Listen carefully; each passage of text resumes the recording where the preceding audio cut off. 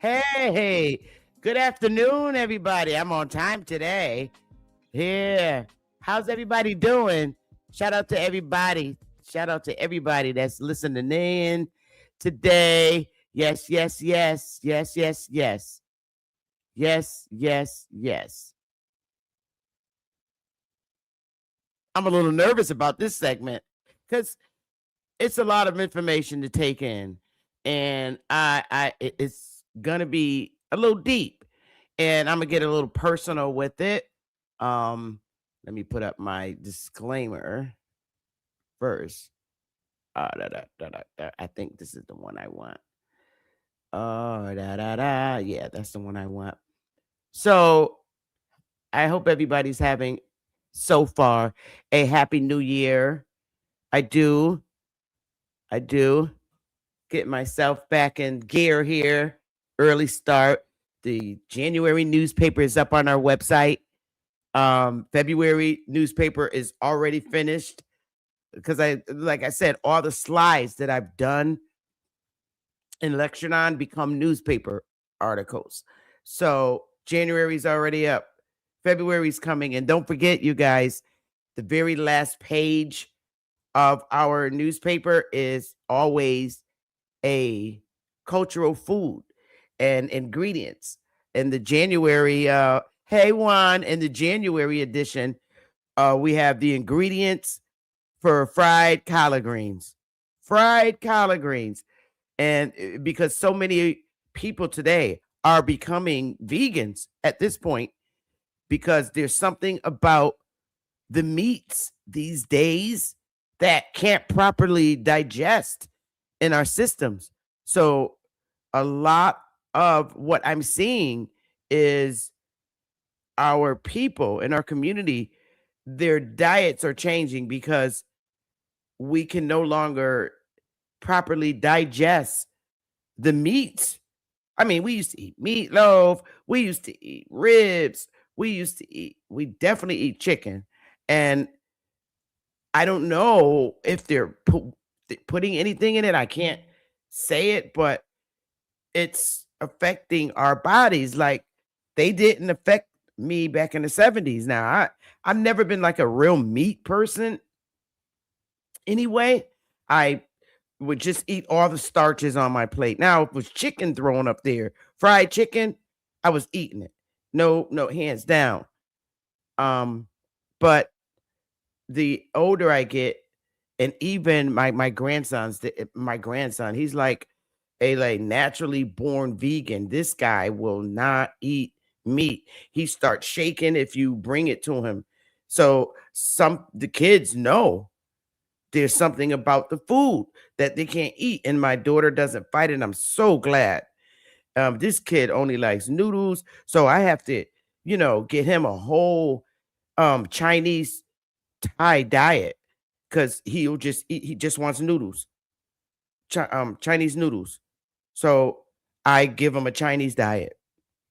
Bottom line, he got to eat, but I just don't want him to catch diabetes from eating so much starch. But that's his thing. Those little noodles. Now he will eat fried chicken wings. He will. And he loves his broccoli and cauliflower and rice and noodles. So that's good. He'll eat something. So, and he will drink water. One of my twin grandsons, he ain't with water. One of them, I'm like, dude, I don't remember you drinking water. So we have to like put like some like red Kool-Aid or something in his water just so he could drink it. Because I don't want him drying out and getting, Anyway, whether here or there, my babies, they my daughter's babies, but they're my babies too. So let's get it, you guys. Without further ado, what I talk about, and I will open my panel later, but what we speak about today is pretty important to our country. And the way things are going, there's so much controversy within YouTube, and they're thinking another world war. And I don't think we going there. I don't think, but I don't know. That's later for questioning when I open the panel. But we have 35 slides and we're going to go through them. And it's my turn. Everybody touched on the topic of the Somalia issue.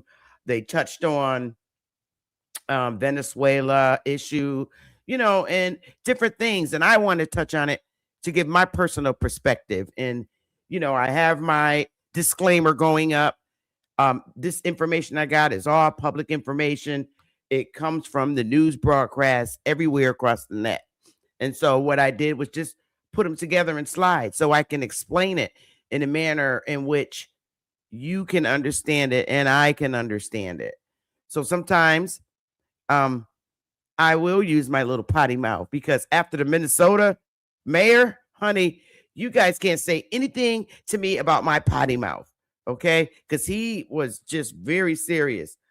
But let's get into these slides and talk about what's been going on. And I'm only, when I express my opinion after I read what's been going on, we're going to watch a couple of videos as well. Oh gosh, I didn't even put my monetization on, you guys. Forgive me for 1 second. Give me 1 second. I didn't do that. Give me a second. I'll put this up and shut the camera off. I got to put my mind. I always forget to do this. So just give me a second. I'll give you a little music until I get back. This is only going to literally take a second. I love you guys and your patience.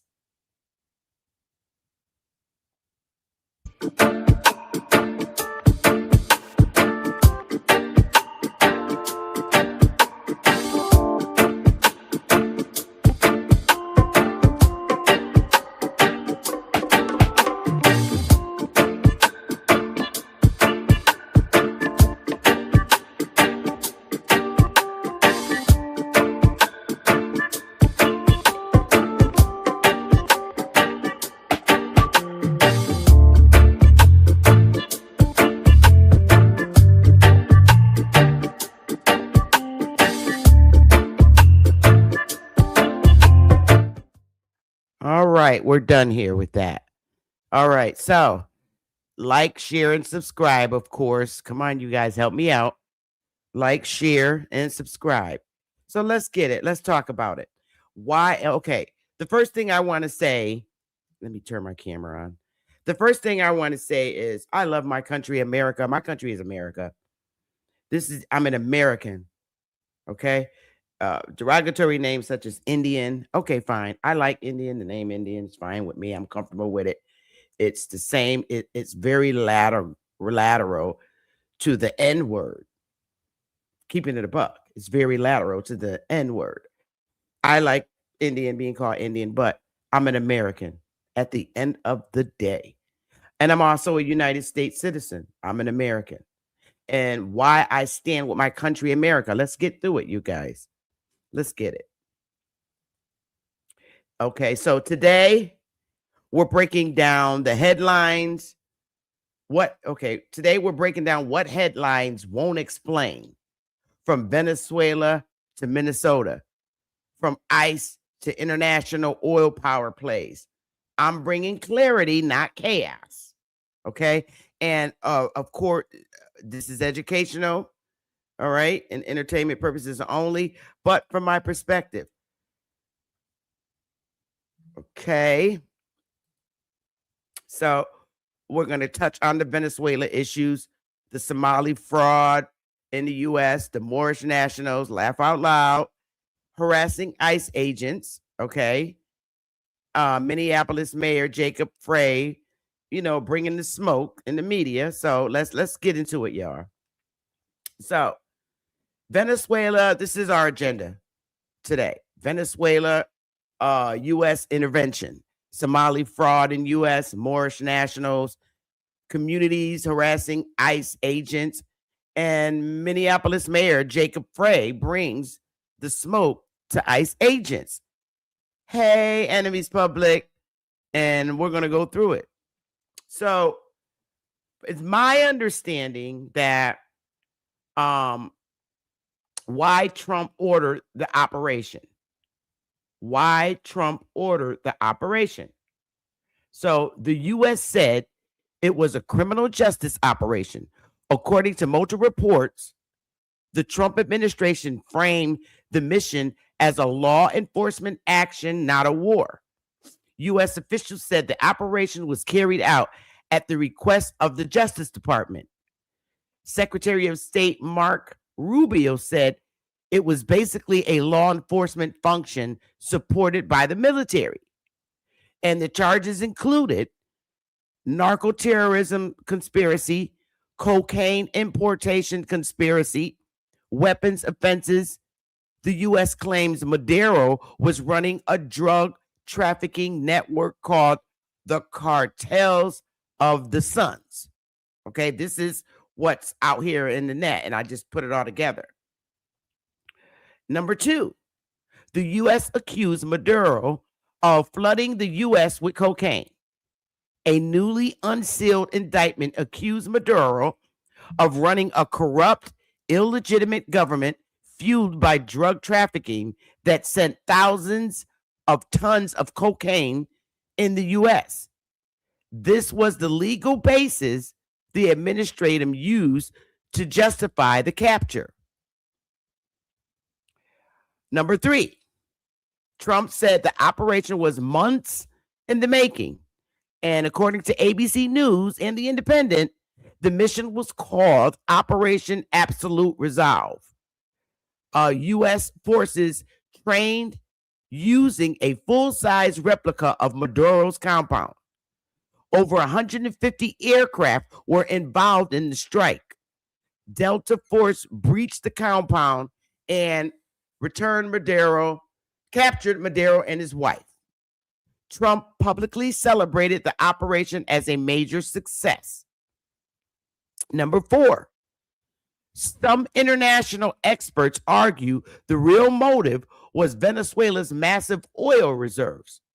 A former Indian ambassador said the operation was not technically an arrest, but an abduction, and claimed the U.S. wanted to claim the oil reserves of Venezuela. This reflects global criticism, not the U.S. government's stated position. Number 5, the DNC, Democratic National Convention, called it an unconstitutional war. The Democratic National Committee accused Trump of bypassing Congress, launching an unauthorized military strike, and escalating conflict in South America. They called it another unconstitutional war. This shows the political controversy inside the U.S. I'm going to keep going. Number 6, Venezuela called it a violation of sovereignty. The Venezuelan government condemned the operation as grave military aggression, a violation of international law, an attack on multiple cities and military bases. They declared a national emergency. The U.S. says Maduro was wanted for narco-terrorism. The operation was a law enforcement mission by the military. He was a fugitive with a $50 million bounty. Critics say it was an illegal abduction. It violated international law. It was motivated by oil and geopolitical power. Venezuela says it was an act of war. It was a violation of sovereignty. Politically, Republicans defended it. Democrats condemned it as unconstitutional. So now we're moving in pretty quick because I'm then going to show you some videos. And then I'll open up the panel for dialogue. Somali fraud in the U.S. what's actually going on. 1, massive fraud investigations in Minnesota. Federal and state investigators have uncovered large-scale fraud schemes in Minnesota involving daycare centers, food programs, health clinics, and other social service programs. Investigators say the fraud may total up to $9 billion across multiple programs. These schemes often involve inflating the number of people served, fabricating services, creating shell daycare or food service operations, moving large amounts of cash overseas. According to Oversight Committee Chairman James Comer, 98 defendants have been charged and 84 of Somali descent. Hey, y'all. So, number 2, cash exodus through Minneapolis Airport. Homeland Security and TSA flagged nearly $700 million in cash leaving Minneapolis Airport in 2024 and 2025 alone, mostly carried by Somali carriers. Some carriers carried up to $1 million in a single trip. Cash was routed from Minneapolis to Amsterdam to Dubai. Officials said the amount of cash leaving Minneapolis was 10 to 100 times higher than other major airports like JFK, Atlanta, or Dallas. The cash movement is now part of a broader federal fraud investigation. Number 3, congressional hearings turned heated. A House oversight hearing in January 2026 focused heavily on Somali-related fraud in Minnesota. Representative Brandon Gill cited statistics showing high welfare usage among Somali-headed households in Minnesota, 54% on food stamps, 81% on welfare. Democrats pushed back, accusing Republicans of xenophobia and politicizing the issue. Witnesses confirmed that dozens of Somali defendants have been charged in fraud schemes totaling billions. The hearing became a political fight rather than a unified fraud prevention discussion. Hey, Smoke. Hey, y'all. And number 4, Treasury Department crackdown. the Treasury Department announced new actions targeting money wire businesses used to send funds to Somalia. Treasury will require additional verification for money's transfers to Somalia. The Financial Crimes Enforcement Network and IRS are now involved in the investigation. Officials say the crackdown was triggered by multiple fraud cases, including the Feeding Our Future scandal, estimated 300 million stolen. FBI and DHS, Department of Homeland Security, are actively investigating. Federal agents were deployed to Minnesota after a viral video claimed Somali-run daycare centers stole over 100 million. Though the video itself lacked proof, FBI Director Kash Patel said the fraud cases are the tip of a very large iceberg. DHS Secretary Kristi Naomi posted video of agents on the ground in Minneapolis. State officials said some claims were exaggerated, but acknowledged real fraud exists and is under investigation. So here is one question that I had. Are the Somali people involved in the Minnesota fraud cases United States citizens? So it's telling, and I got back that a former federal prosecutor testified the majority of Somali Minnesotans are as Minnesotan as any of us. They were born in the United States. Department of Homeland Security confirmed that most of the individuals charged in the Minnesota fraud cases are naturalized U.S. citizens, not recent arrivals or undocumented immigrants. Newsweek reports that most of the defendants are of East African descent and believed to be part of Minnesota's Somali community, and that this community includes many naturalized U.S. citizens. USA Today states that 78 of the 86 people charged in one major case are Somali Americans, meaning they are U.S. citizens, either born here or naturalized.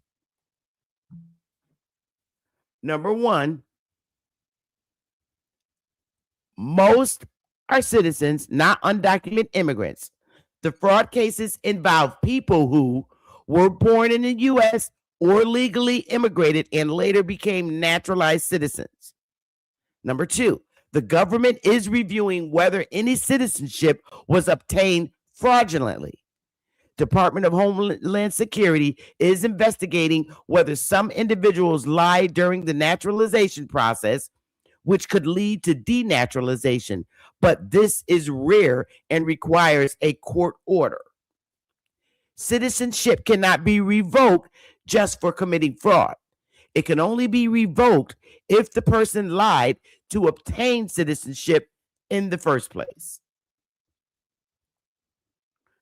So the summary recap of this section: federal and state investigators uncovered up to $9 billion in fraud schemes in Minnesota involving daycare centers, food programs, and health clinics. 85 Somali defendants have been charged out of 98 total in these cases. TSA flagged $700 million in cash leaving Minneapolis Airport in 2024 and 2025, mostly carried by Somali carriers. Treasury is cracking down on money wire services used to send funds to Somalia. FBI and DHS are actively investigating. Officials say this is only the beginning. Congressional hearings became politically heated, with Republicans citing fraud data and Democrats accusing them of xenophobia. So now, here we go. And I'm going to do this as best as I can. So, how are the question? This is the next section. How are you Black Moors claiming sovereign citizenship in the U.S. and the government don't have jurisdiction over you on the land? I say this because the U.S. military captures Venezuela's president, Maduro, and his wife. And they're way in South America in Venezuela. So they look at this picture, Morris. This is why I'm trying to tell you, you're not sober. They went all the way over to Venezuela and snatched the president of Venezuela and his wife. And you guys teach that you're sovereign on the land and the United States don't have jurisdiction over you and they can't touch you or do nothing to you. Okay, can you explain how Trump left the mainland and went to Venezuela and South America and grabbed 2 people? And they're from the Americas too, by the way. That's another thing. How? And you're not untouchable. That's the only question I have for you, Morris. That right there checks you at the door and it demolishes everything you teach about being sovereign citizens. There are no sovereign citizens in the United States. They're sovereign states, but they are not sovereign citizens, as you teach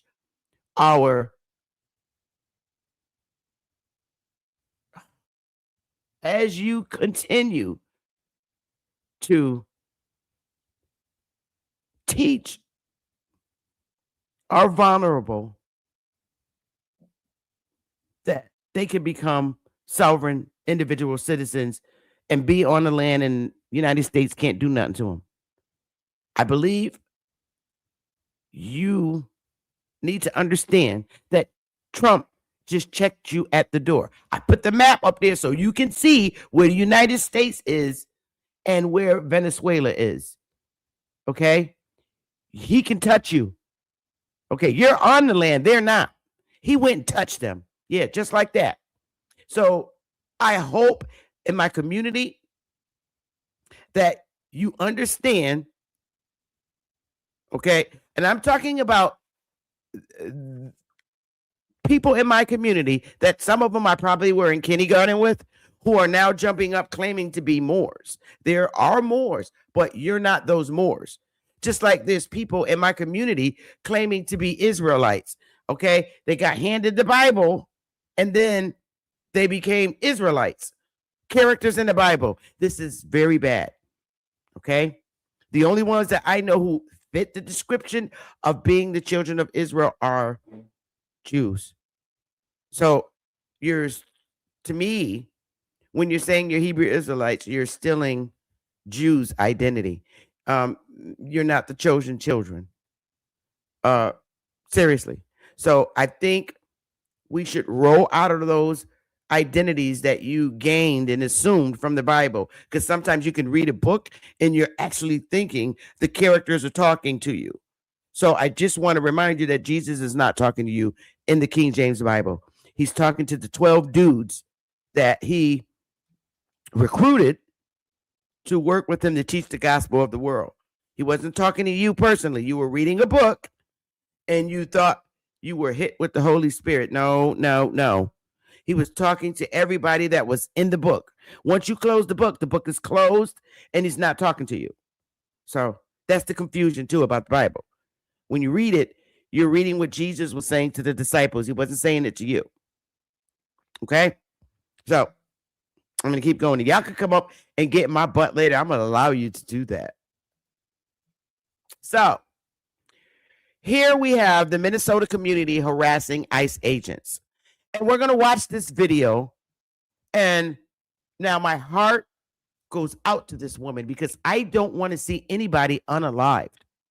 That hurts really bad. She was someone's wife. And we're going to look at the video from the actual ICE agent's cell phone.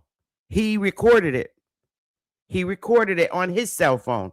So you can see another part of how this went down.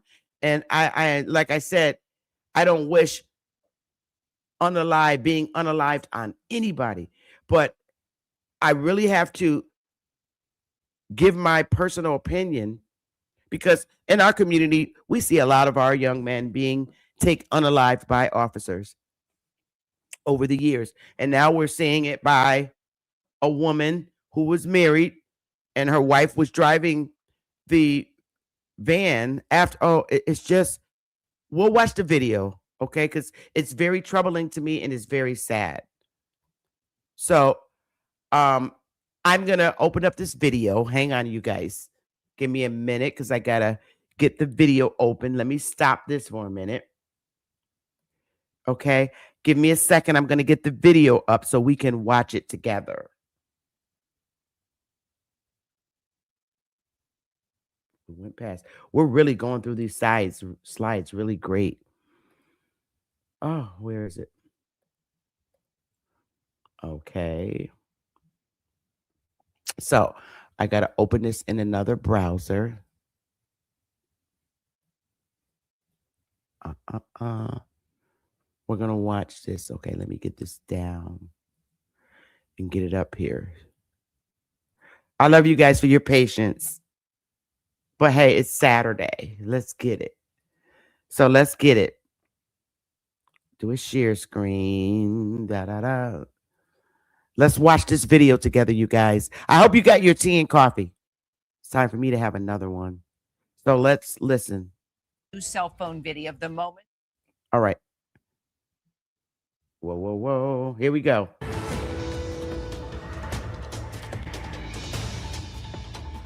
And we begin with breaking news. ABC News obtaining new cell phone video of the moment. Give me a one if you can hear this.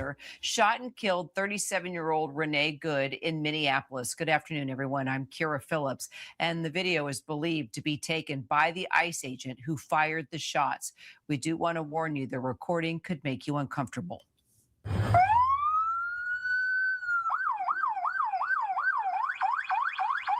fine, dude. I'm not mad at you. Show your face. I'm not mad at you. That's okay. We don't change our plates every morning, just so you know. It'll be the same plate when you come talk to us later. That's fine. U.S. citizen, former. You want to come at us? You want to come at us? I say go get yourself some lunch, big boy. Go ahead. Out of the car. Get out of the car. Get out of the car. Whoa. The tragedy unfolding Wednesday morning when the federal government says Good, behind the wheel of that maroon Honda SUV, intentionally used the car to ram the agent. City officials say that's a lie, that Good was not a threat when she was shot and killed. Let's bring in our Armando Garcia. He's there on the scene in Minneapolis, along with contributor and former FBI agent Brad Garrett. Clearly, we just got our hands on this video. Armando, you've had a chance to look at it. So have you, Brad. But Armando, let's start with you. Take a look at the video and tell us what you see. Yeah, Kira, I got to say, I'm not sure if that video has been seen by people here in the streets. I can tell you that the governor today called for a day of calm and unity. We certainly have unity. That's unity against ICE. All day long today they've been saying and chanting, ICE, get out of our streets. These are our streets. Hate does not make America great. And I can tell you that, I think that video is going to it's going to lead to more questions and answers, quite frankly. The people here want to see an investigation unfold that is unbiased. I've spoken with a lot of people here who are a little bit skeptical about whether or not that could be possible. You can hear them right now. I'm just going to take a second here so you can hear. They've been chanting ICE out all day long. That's the main message that they have here. Actually, it's two messages. It's ICE, get out of our streets, and they want to see this ICE officer arrested. We are learning that the ICE officer now has been identified as Jonathan Ross. What are we learning about him as we also now see the video there of the shooting via his own cell phone? Yeah, we know that Jonathan Ross was part of a very specialized subgroup under the umbrella of ICE, essentially called the Special Response Team. This is a very highly trained group in tactical situations, very highly trained in firearm skills. We also know that he was involved in an incident just a few months ago in June where he was dragged by a car. DHS said that he suffered serious injuries and was even, I think, received more than 30 stitches as well. So we're going to learn a little bit more as the investigation unfolds. We heard state officials earlier today say that they're essentially moving forward full steam ahead with their own investigation after being told rather by FBI that they were going to essentially be pushed out of that federal investigation. So, Armando, ICE allegedly barred this bystander that was claiming to be a physician coming in to check a pulse on Renee Good after she was shot. Do we know anything more about this physician? And does this speak to a force that is worried about loss of life? Look, we're going to continue to report that out. We certainly haven't been able to identify for ourselves who this physician was, if they were a physician. I can tell you that when these dramatic incidents happen, the first thing that the federal agents want to do is take control of the scene. So essentially only let in people that they want to let in. So, could this have been a mixture of that? It's very, very possible. I will say there's a lot of anger here with how they not only obviously treated Renee Good, but also the aftermath of that. I think it's a very interesting. We're in a city, as you can tell, this is a very highly organized city. There's a lot of volunteers here. There's a lot of community activists. This is a city that has a long history of organizing against law enforcement, of protesting against law enforcement. We are just about half a mile away from where George Floyd was killed by a former Minneapolis police officer just a few years ago. So these scars run deep here in this community. So, Brad, of course, I want your take, Brad Garrett, on the video now. We're going to go ahead and roll it. This video just into ABC News, believed to be taken by the ICE agent that shot and killed Renee Nicole Good. Let's take a look at the video together, Brad, and just tell me what you see and what you make of this. That's fine, dude. I'm not mad at you. Show your face. I'm not mad at you. That's okay. We don't change our plates every morning, just so you know. It'll be the same plate when you come talk to us later. That's fine. U.S. citizen, former. You want to come at us? You want to come at us? I say go get yourself some lunch, big boy. Go ahead.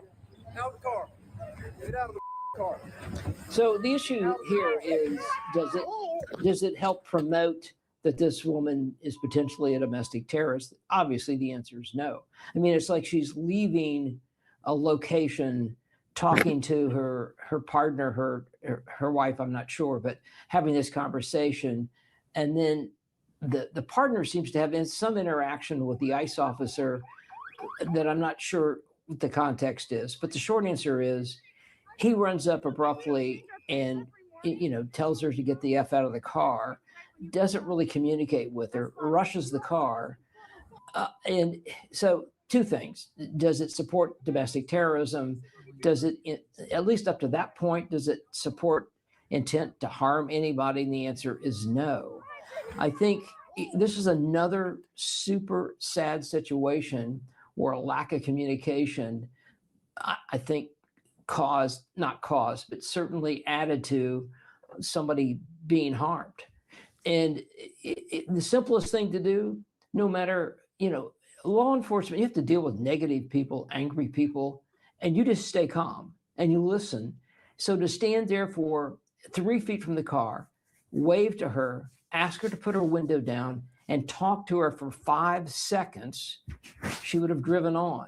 That didn't happen. Now, does that play into the officer shooting? Maybe or maybe not. If he thinks he's in harm's way and is in bodily harm range of this car, then he's going to say I was justified in shooting. But it's the snowball event, as I've mentioned several times.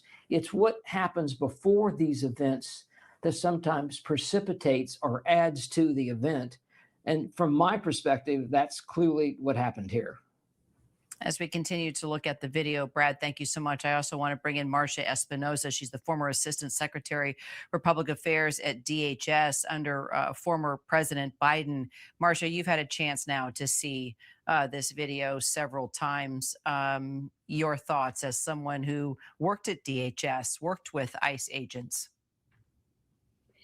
Well, it's disturbing, first of all, and I think there are rumors, rightly so, that DHS officials are seriously concerned about the way that officers handled this situation. The very first rule that agents and officers learn when they go through training at FLETC is not to put yourself in front of a moving vehicle. But let's back up a little bit. This individual wasn't even the target of an enforcement operation. It looks like, and everyone has their own interpretation, but it looks like she's a bystander in the neighborhood and then attempts to drive away. But that was consistent with use of force. You protect yourself at all costs, and you never use lethal force in a moving car setting unless it's a risk to your life or others. And even though it's a risk to life, does that mean that you shoot at a civilian? It just seems like if the outcome of a situation is a dead civilian, your mission has failed. Dead stop there. But this sort of culture comes from the very top, from the president, from the DHS current secretary. Without even looking at the evidence, they absolved this officer. They were judge, jury, and executioner here. So look, when leaders reward confrontation, we're going to see more of it because they have untied agents' hands. They feel like they can do whatever they want. And just looking at the video, you see the agent approach Renee Good, telling her, asking her to get out of the car. He's using foul language. But when she's talking to him, she's not combative. Her tone is, there you go, I'm not mad at you, guy. She's just being calm. And what we believe is her wife, her partner, is the other one there that's addressing the ICE agent. So he's coming around the car. I guess he's assessing the situation. You can give me your feedback of why he's working his way around the car, what you think that the motive is there.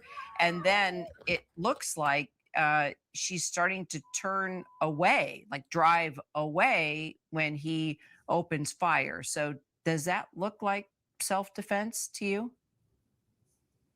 Well, I think it's really too early to tell. There's still more coming in. It's all coming at us so quickly from so many different angles.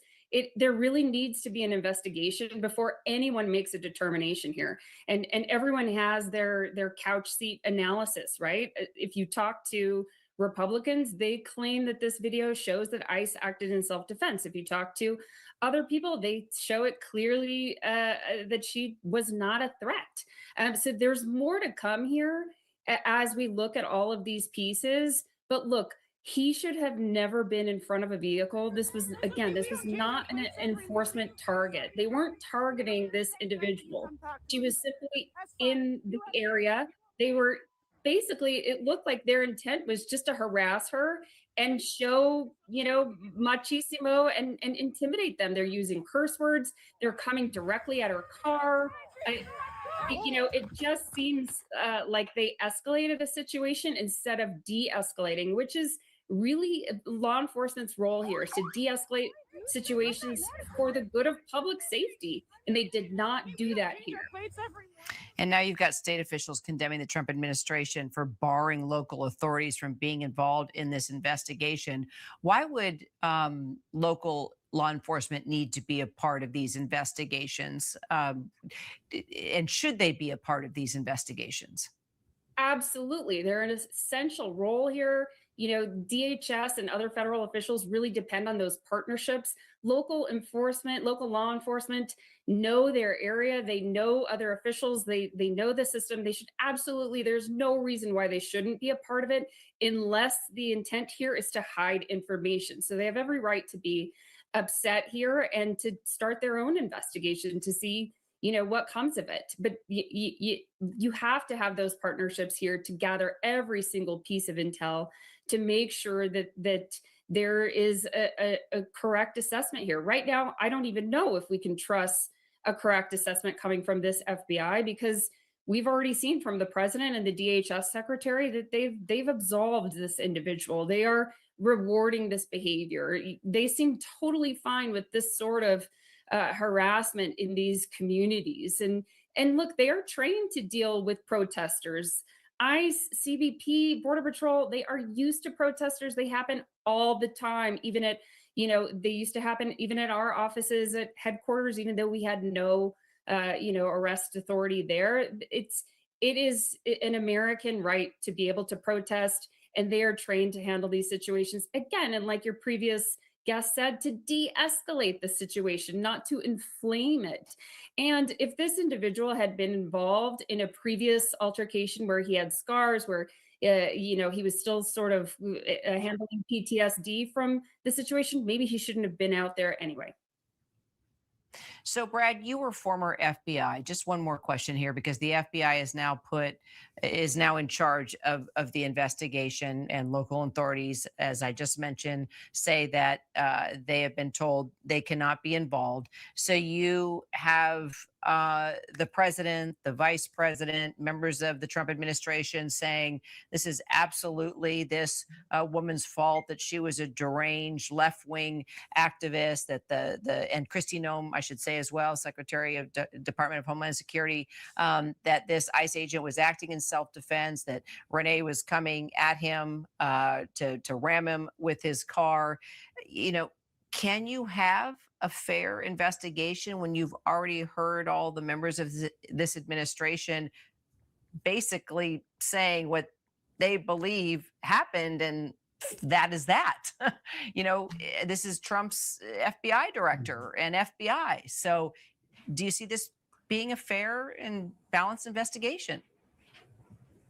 But the FBI director can't control the movements of agents and the questions they ask and the cell phones that they look at and the CCTV and everything else, including a shooting review, a reconstruction of the shooting. That's all going to be done by technicians and agents. And so if the belief is that they're going to get them to manipulate things around, I don't think is realistic. But the problem, of course, is that whatever they find, it's not for them to release it. It's ultimately going to go through headquarters, where obviously Kash Patel is in charge. It's going to go to Pam Bondi, and it's going to go to the president. So those three, the president, the AG, and the FBI director, and of course, this is an important variable, the U.S. attorney in Minneapolis, because he's a Trump appointee. And you can see how they could close the door potentially if in fact that's their motive. Got it. Marcia Espinoza, Brad Garrett, thank you both. Okay, so hold up. All right, so now I want to say this. I want to talk about this for a minute. First of all, again, my condolences go to her wife. I don't like to see anybody involved being unalived by any militia or local police or whatever. But now we have to look at the real things that it appears in her being a former Democratic, being a part of Homeland Security. Shame on her. Okay. And I think what she was stating was wrong. Now, we all just seen this video. All right. And from my perspective, this is only my perspective. None of us are right. We're all right. Okay. How about that? We're all right in how we are viewing this video. But first of all, the first thing that I want to say is, whether it's law enforcement, like local police, local municipal, National Guards, any militia, any armed forces that's supposed to protect us as a people. First of all, as citizens, you don't run up to an active investigation and provoke. It's not good. I'm sorry. That's total disrespect for law enforcement, whether it's militia, whatever high level, I'm sorry. You just don't run up. What I saw based on the video, and I could be wrong, this woman, first of all, one of them was not in the car. One of them was. It looked like they were coming out of a driveway of a home or something. They were in a residential area. So don't get all the hundreds of people protesting confused with that particular area. Obviously, the ICE agents were stationed in a residential area doing an operation that they are not obligated to tell any of the residents on that street shit. That's number one. And if you see a bunch of ICE agent cars parked out in your residential area, you don't run up to them talking shit. Am I wrong? Give me a 1 if I'm wrong, because I do want to know. You don't run up to any officer. If ICE trucks are stationed on your residential street, you don't run up to them talking shit, okay? One of the women were in the car driving, and one was outside holding a cell phone and talking shit.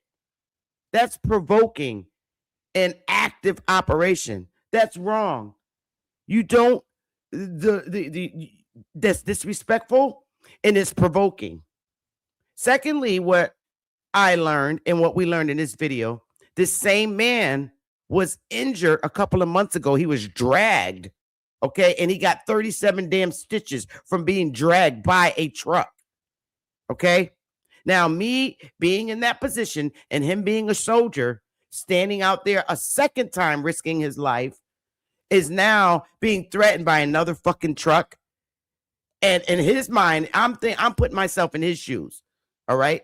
If you're not into no bullshit, then you don't have nothing to worry about. Let them do their job. They're stationed on your street for a reason. They're probably looking for someone who's doing some illegal shit, and they're watching this particular area on the street. It could be somebody in there who is a threat on that street that lives in one of those houses. So they're stationed out there.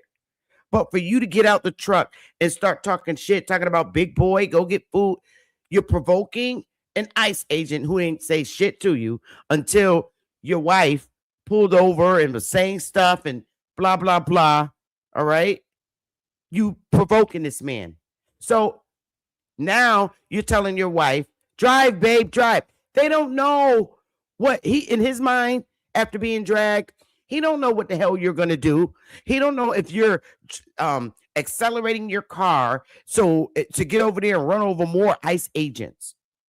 He doesn't know what you're going to do. So they are trained to act. They got like a few seconds to act, take action. So he did, because she's driving off. But what is she doing? Is she going to go run over ICE agents that's in the street? So he got to act. They were harassing. Literally, that's what the footage is showing me. I could be wrong. I wasn't there, but I'm only going by his recording of the footage. And when he asked her to get out the car, she should have just got out the car. Seriously. Because in his head, he's stationed there for a specific operation investigation. So he's probably like, you know what? I want her to get out the car. I want to check her truck and see if she's a threat. You don't know what's in the ICE agent's head. And instead of getting out the car, she accelerated her gas to drive off. And again, in his head, he don't know what she's going to do.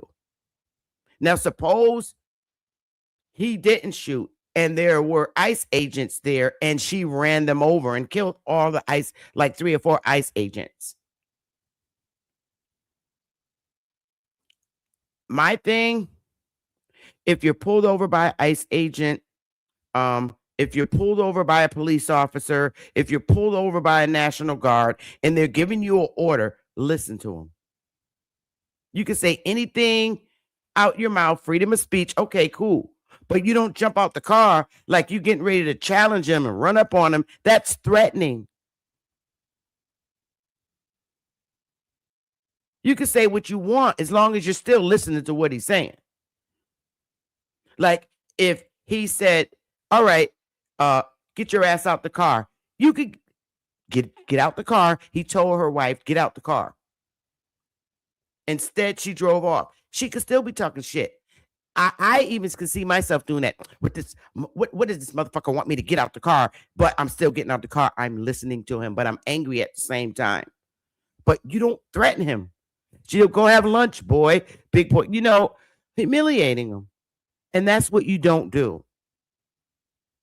And then it resulted to this.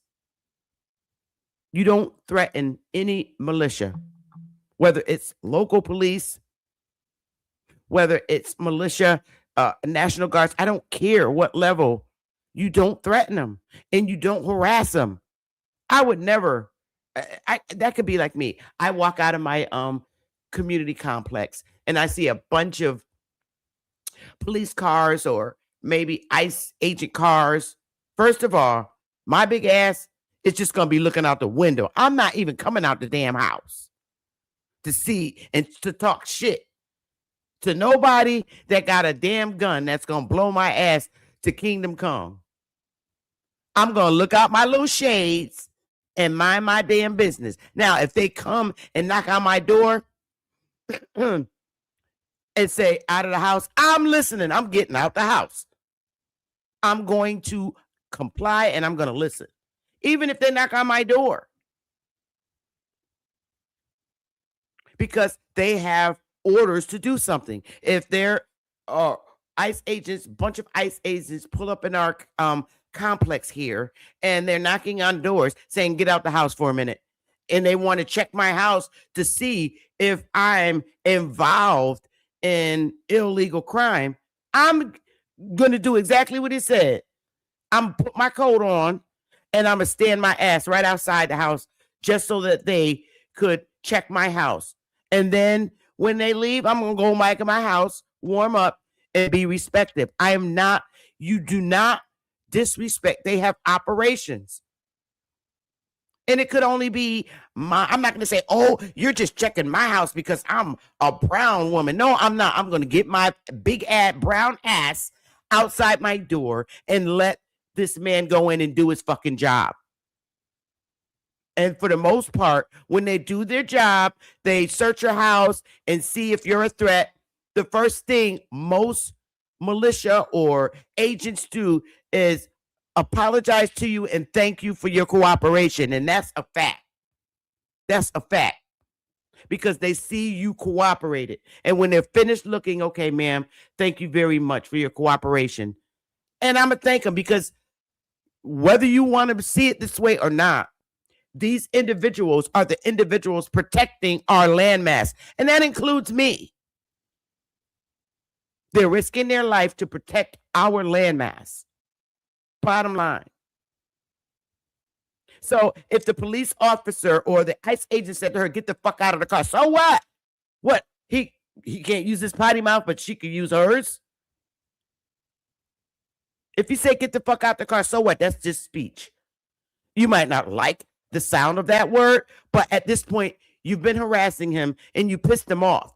Their first instinct is not to talk with potty mouths to you. But at this point, she's calling him boy, go eat your lunch, boy, and all this. So now I'm pissed because I got a woman looking at me, humiliating me in uniform, have no respect for me. And now he's upset. And all right, bitch, get the fuck out the car. Okay, so what? He said that. So what? I'm not even mad at him for that. Because I probably would have said the same thing. If I'm standing there and I'm a female and I'm in uniform and she's saying this shit to me, and I'm only there for a specific operation. If she was our target, we would have grabbed her, left the street, and said, job completed. But she wasn't a target. But she was fucking with them, talking shit. To the point where it was pissing him off because now you're messing with his manhood, you're humiliating him, calling him names. Okay, if you hate men, that's fine. But why are you disrespecting him, calling him boy and go eat? I would have said the same thing. Get the fuck out the car now. I would have said the same thing. And she didn't listen. So when you act like that, you raise suspicions in militia that's there for a specific operation. They was never there to collect your ass because if they did, they would have been at you. You see how many fucking trucks that was out there? But you just want to mess with them. That's just my opinion. I'm sorry it had to turn into being unalive, but stop disrespecting our militia. So let's go. So now our next video, Mr. Potty Mouth, King of the Potty Mouths. we're gonna listen to the Minneapolis mayor regarding this shooting. So hang on, you guys, for a minute. Let me get the video up, and we'll watch this quick one. It's not as long as the other one. So let me get it up. Do. Give me a minute here. So that's this one. I got to copy this link. Copy. So we'll put this down for a minute. We'll take this down. And then we'll get this video up. Fair use, of course. All right, now. And here, hot mess. So we got our brown Pookie and Ray Rays, and we got our white Pookie and Ray Rays. So let's get it, y'all. So don't you ever say that we don't got white Pookie and Ray Rays, because we got the badass black Pookie and Ray Rays, and we got the white Pookie and Ray Rays. So let's get it, you guys. This is Mayor Frey in Minneapolis. Are already trying to spin this. Wait a minute. They are already trying to spin this as an action of self-defense. Having seen the video of myself, I want to tell everybody directly, that is bullshit. This was an agent recklessly using power that resulted in somebody dying, getting killed. To ICE, get the fuck out of Minneapolis. We do not want you here. Your stated reason for being in this city is to create some kind of safety, and you are doing exactly the opposite. People are being hurt. Families are being ripped apart. Long-term Minneapolis residents here. Your stated reason for being in this city is to create some kind of safety, and you are doing exactly the opposite. People are being hurt. Families are being ripped apart. Long-term Minneapolis residents that have contributed so greatly to our somebody dying, getting killed. To ICE, get the fuck out of Minneapolis. Out of Minneapolis. To ICE, get the fuck out of Minneapolis. Getting killed. To ICE, get the fuck out of Minneapolis. We do not want you here. Your stated reason for being in this city is to create some kind of safety, and you are doing exactly the opposite. People are being hurt. Families are being ripped apart. Long-term Minneapolis residents that have contributed so greatly to our city, to our culture, to our economy are being terrorized, and now somebody is dead. That's on you. And it's also on you to leave. It's on you to make sure that further damage, further loss of life and injury is not done. We're going to be working towards justice as quickly as we possibly can right now. And justice is what we've all got to get. Everybody directly. That is bullshit. This was an agent recklessly using power that resulted in somebody dying. Okay, but I understand your anger. Again, you're addressing the horrific, after effect, but why are you not addressing her jumping out of her car, her harassing him, her doing things what normal people don't do in the middle of a fucking federal investigation, sir? So we're going to go potty mouth to potty mouth. Okay? Why are you not talking about the food stamp fraud? There are several reasons why these ICE agents were sent to Minneapolis. That's why they're fucking there. And then other issues, changing the money. I just read about it.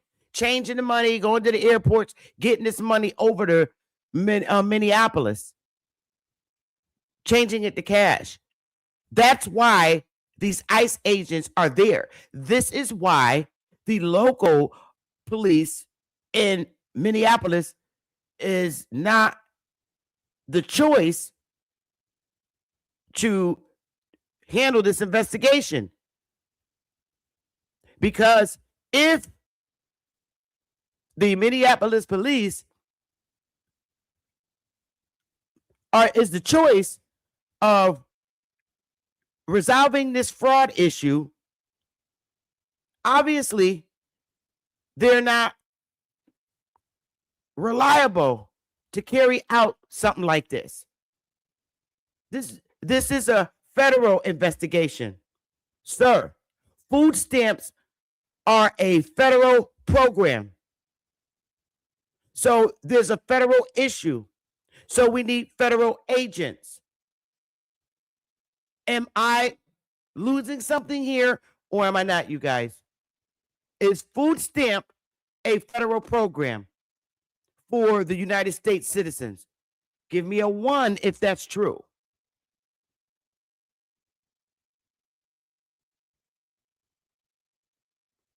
For all I've ever known in my life, food stamp benefits comes from our federal tax dollars. It is a federal program given by the federal government. So now there's a billions of dollar issue coming out of Minneapolis from that community. So Trump's not going to pick up the phone and say, hey, I need your police. No, he's the commander in chief. It's a federal crime. So you got to send federal militia. Trump don't order state militia. He orders federal militia. Sir, let's go. Getting killed to ICE, get the fuck out of Minneapolis. Okay. And since you want to say that, you tell them to get out of Minneapolis because they're there to investigate a federal crime, which consists of taking monies and sending to Somalia. And you're telling ICE agents that are stationed in this country to protect us to get the fuck out of Minneapolis. How about you get the fuck out of Minneapolis, take all your Somalian goonies, okay, and leave the fucking food stamp card on the desk. How about that? You're telling the people who protect us to get out, but you're not addressing her behavior, your citizens' behavior toward a federal militia that's there to investigate a crime. You don't walk up to the militia who's obviously investigating something. And that's wrong, Mayor Frey. You're wrongly leading your people. And that's wrong. Yes, it's shameful and it's sad that this woman's life was lost. But what did she do? Did she provoke these agents, federal agents? You don't have the power.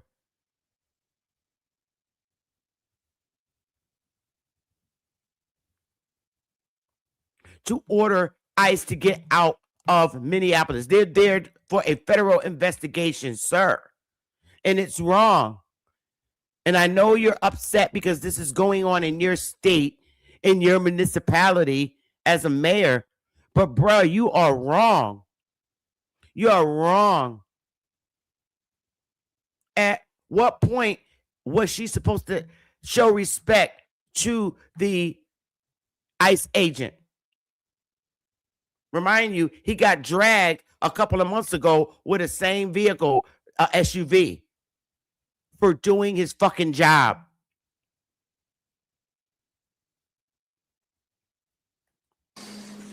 We do not want you here. Your stated reason for being in this city is to create some kind of safety, and you are doing exactly the opposite. People Wrong. are being hurt. Families are being ripped apart. Long-term Minneapolis residents that have contributed so greatly to our city, to our culture. Well, if they created, if they contributed so greatly to your city, why the fuck are they collecting food stamps? Sounds like they're benefiting off of U.S. tax dollars.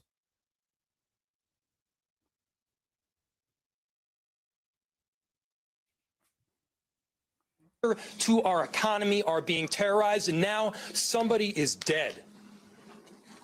That's on you. And it's also on you to leave.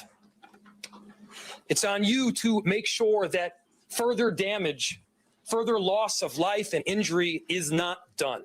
Okay, so you need to hold a news conference, okay, live like you're doing now, and address your citizens in your local municipality to not harass ICE agents. Stay a reasonable distance from them, and don't walk all up on them, calling them boy and all that shit. It's uncalled for. How about that? You need to have another live news break addressing your citizens about when they see ICE agents, how to act and how to approach them and how not to approach them. I know I'm from a whole nother state living, but sir, we tell our young men that look like me, you don't run up on no fucking cop. He had every right to take your ass out. And we did see some horrible incidents where a lot of people from my community that look like me were unalived by police officers. But you do not disrespect law enforcement. So you need to have another fucking live doing that too. And if not, then you need to get the fuck out of Minneapolis.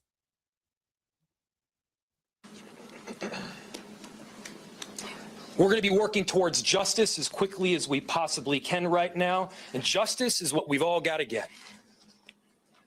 We thank you for watching. And remember, stay updated on breaking news and top. Oh. Okay, so that's that, you guys. I'm sorry. But what's good for the goose is not good for the goat. If you're going to address ICE, you need to also address your inappropriately acting Minneapolis citizen. Now, her wife is gone and she's by herself. We can't exercise these behaviors. Federal view and reaction is totally different from little officer friendly in the neighborhood community. That's a federal militia level. And they don't always come in our community just hanging out. They're for specific reasons. And I think you're being very disingenuous, sir. I'm sorry.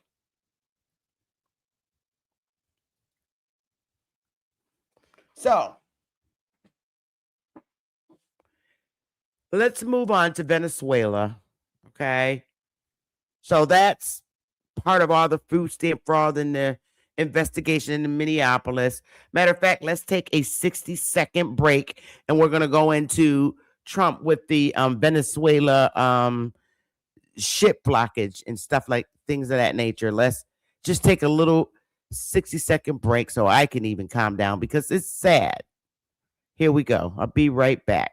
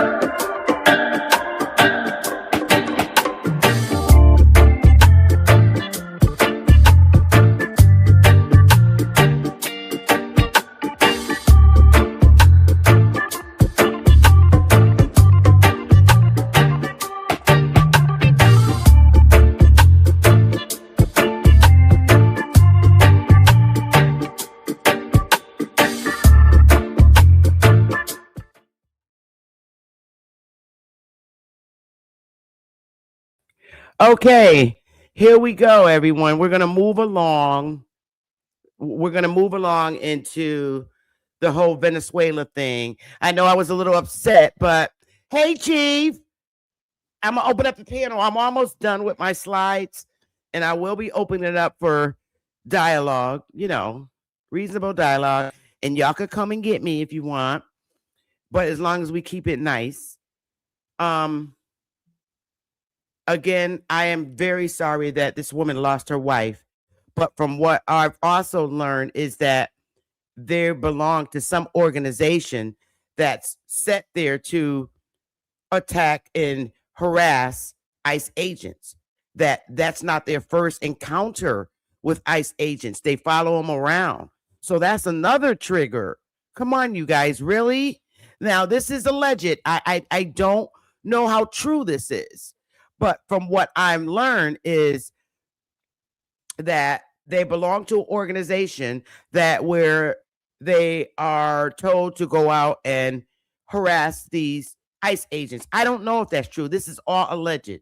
This is for educational and entertainment purposes only. And if that's the case, then that's wrong. And this is the result of what happens when you do things like this. Nobody should establish. I mean, the person that created this establishment, for them to go out and do that, should be arrested, because you shouldn't be creating organizations designed and geared towards attacking our militia.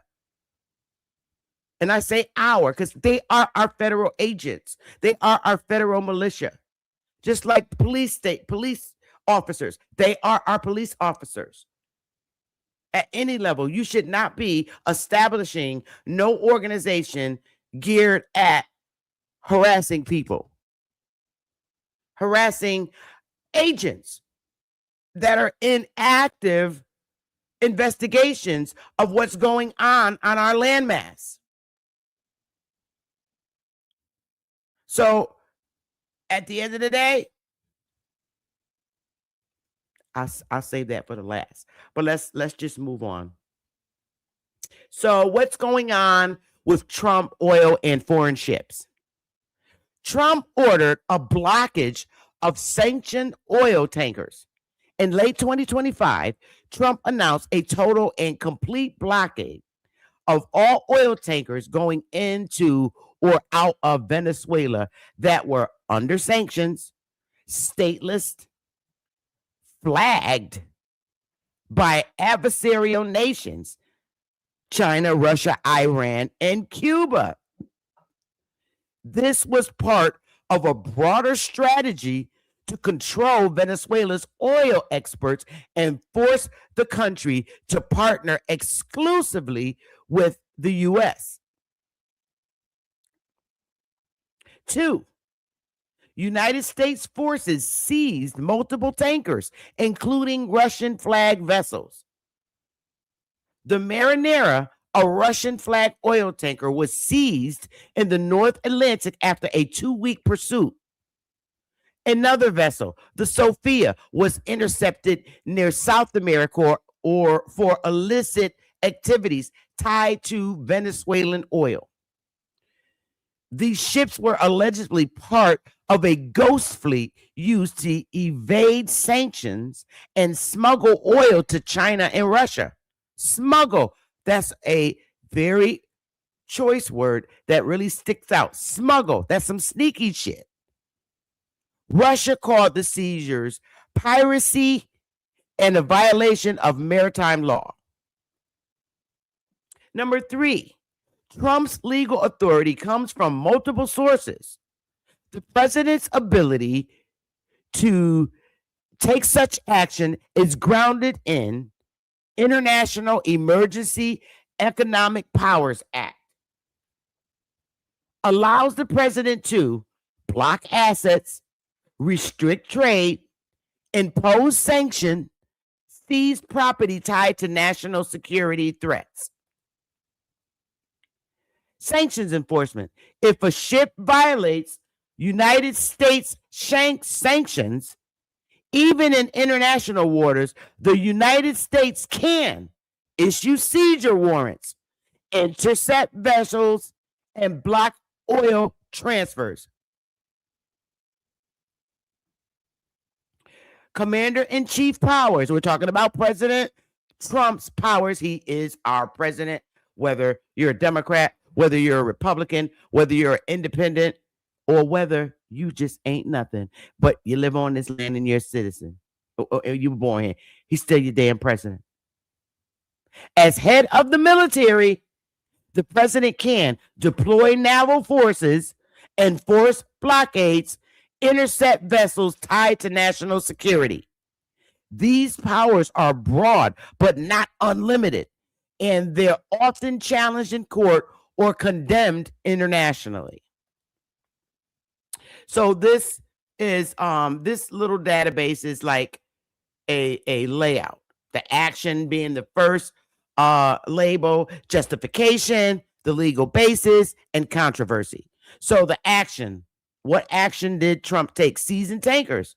His justification, enforcing sanctions. Legal basis, IEEPA, commander-in-chief powers. And so the controversy being Russia and China called it piracy. The next thing, action, blockage. And what was the justification? To prevent oil exports to adversaries. What was the legal basis? National security. And what is the controversy? May violate maritime law. Okay. The last action being exclusive oil deal. Justification, force Venezuela to partner with the United States. Legal basis, economic leverage. And controversy, the critics say it's coercion. Okay, those are the arguments.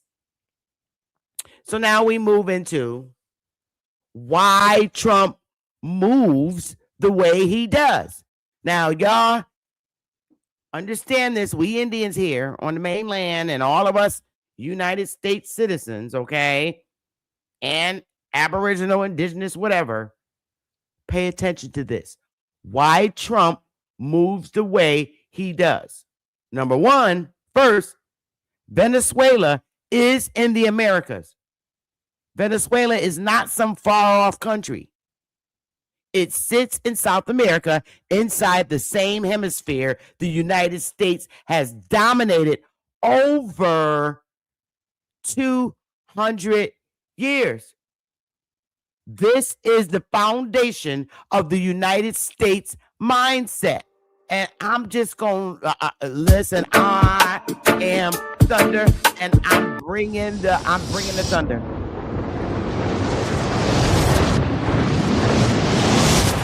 Whether you like it or not.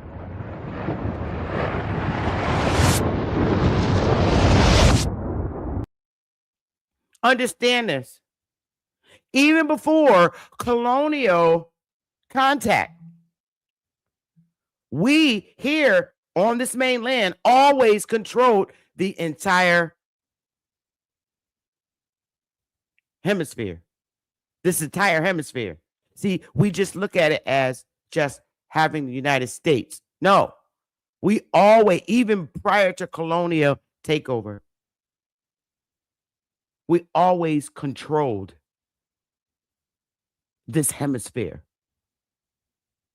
We had to, otherwise we still wouldn't be standing. And at the end of the day, whether it's North, Central, or South America, we're not letting nobody come in here and harm us. We come together. That's the deal. America is America, whether it's North, Central, or South America. And Trump was checking that shit at the door. I'm sorry.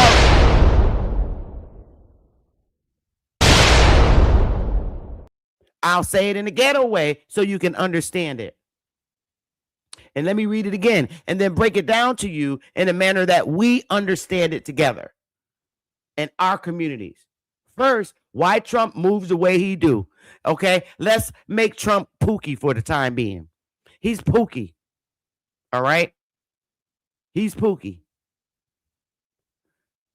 We've always controlled the Western Hemisphere, the entire Western Hemisphere. No shit go down. Now I'm Pookie. Right now, Trump is Pookie in our hood. Let me just read this. First, Venezuela is in the Americas. Venezuela is not some far off country. It sits in South America, inside the same hemisphere as the United States has dominated for over 200 years. And prior to that, we Indians dominated it. The same hemisphere. And this is the foundation of the United States mindset. That was our mindset first, too. Now it's their mindset. They're continuing a process that we were always active in.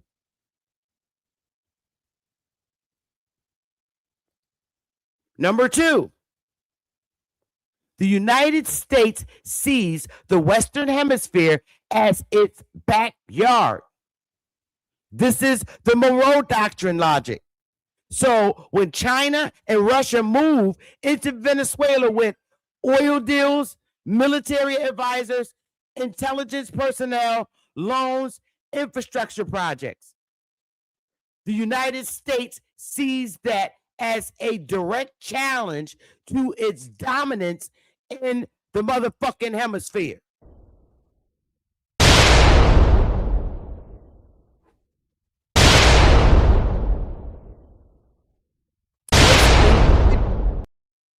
Somebody's out of order here. China, Russia, and Iran, and they trying to sneak in and shit through the back door. No, I don't. Trump saying no. Shit don't go down like that. I'm speaking in my ghetto language. Trump saying, oh, hell no. Fuck that. Fuck that. You're not running up my ass. Nah, it ain't going down. This is Trump. I'm speaking in the Pookie way so you understand. He's saying, no, fuck that. This is why Trump's administration demanded Venezuela kick out China, Russia, Iran, and Cuba before allowing to pump more oil. Somebody's out of order. It's just like Pookie and Ray Ray and Lil Man.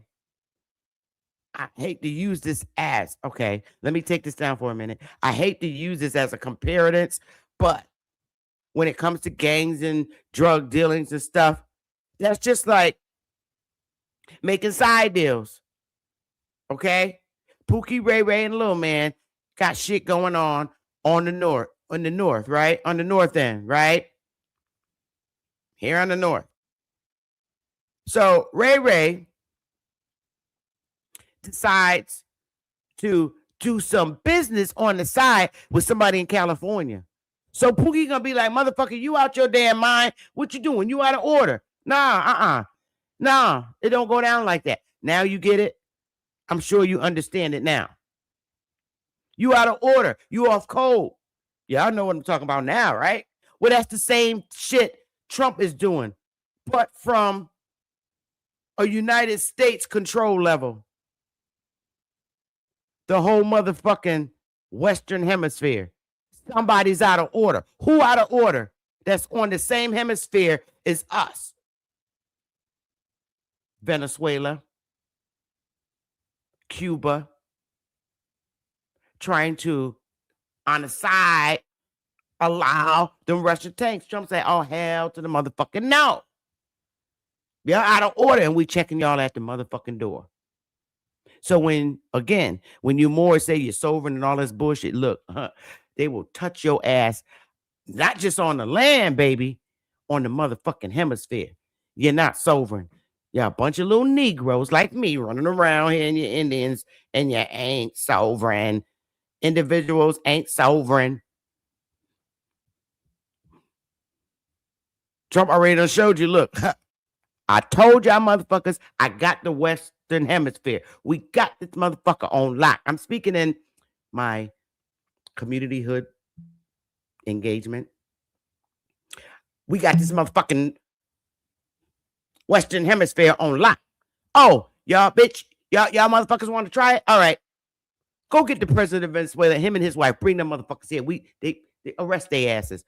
Don't fuck with America. That's all I'm saying.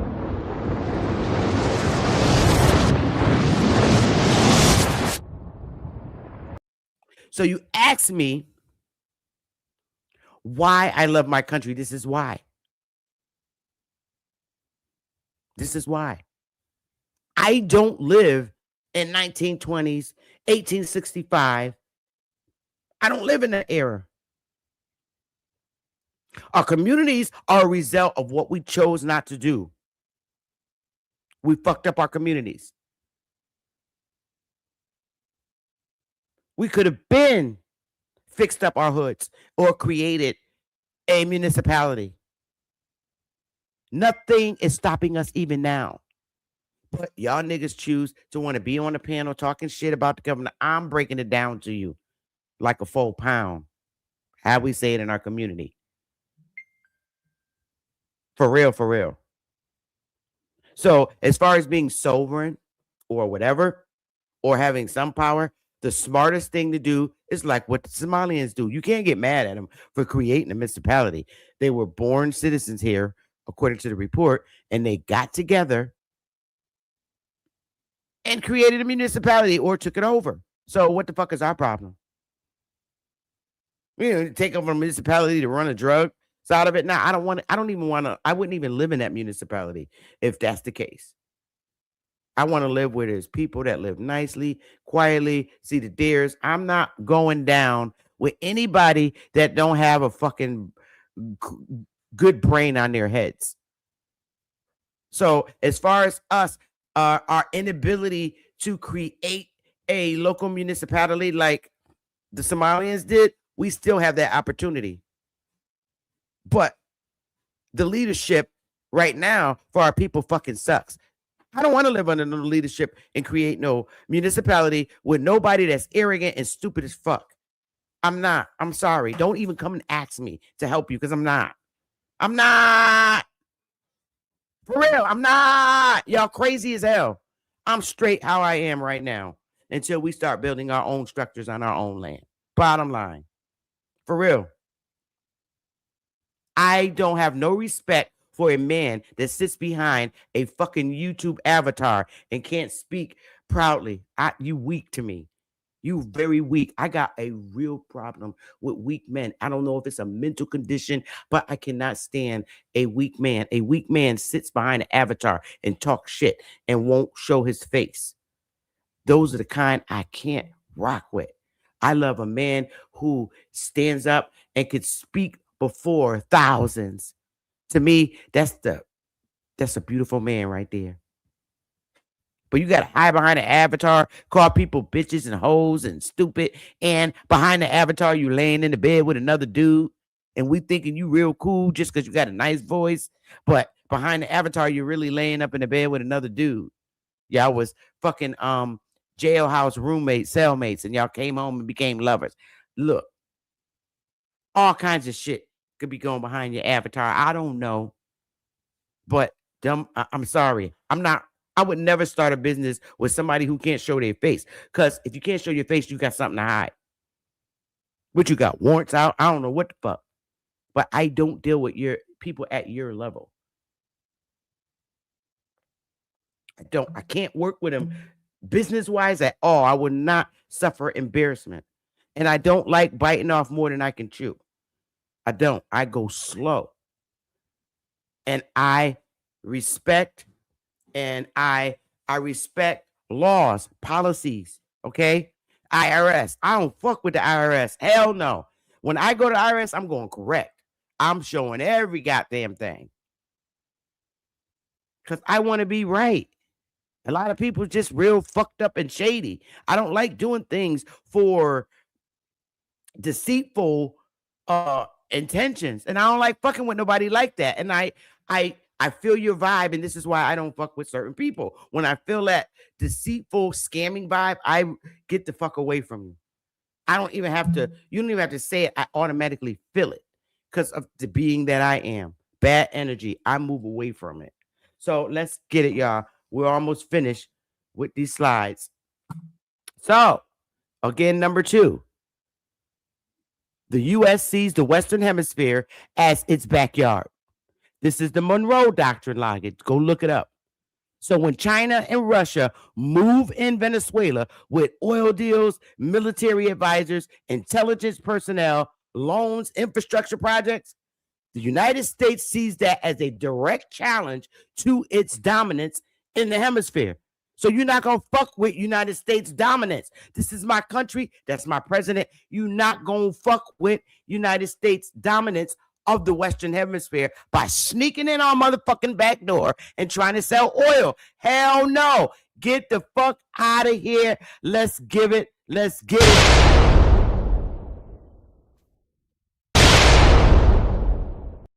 Because if you do, Trump's dropping the motherfucking bombs.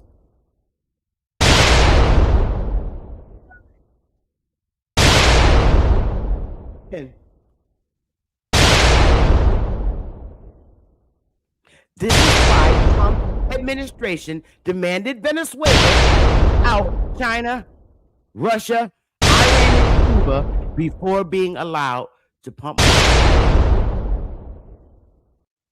Again, this is why Trump's administration demanded Venezuela kick out China, Russia, Iran, and Cuba before being allowed to pump more goddamn oil.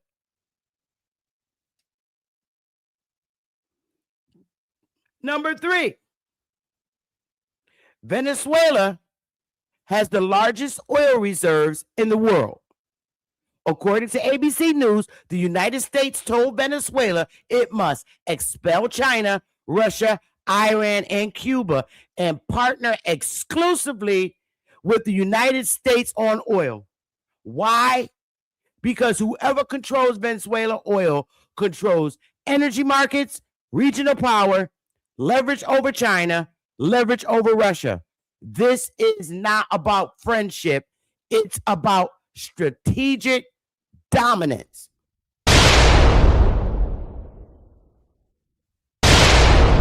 Bottom line, y'all.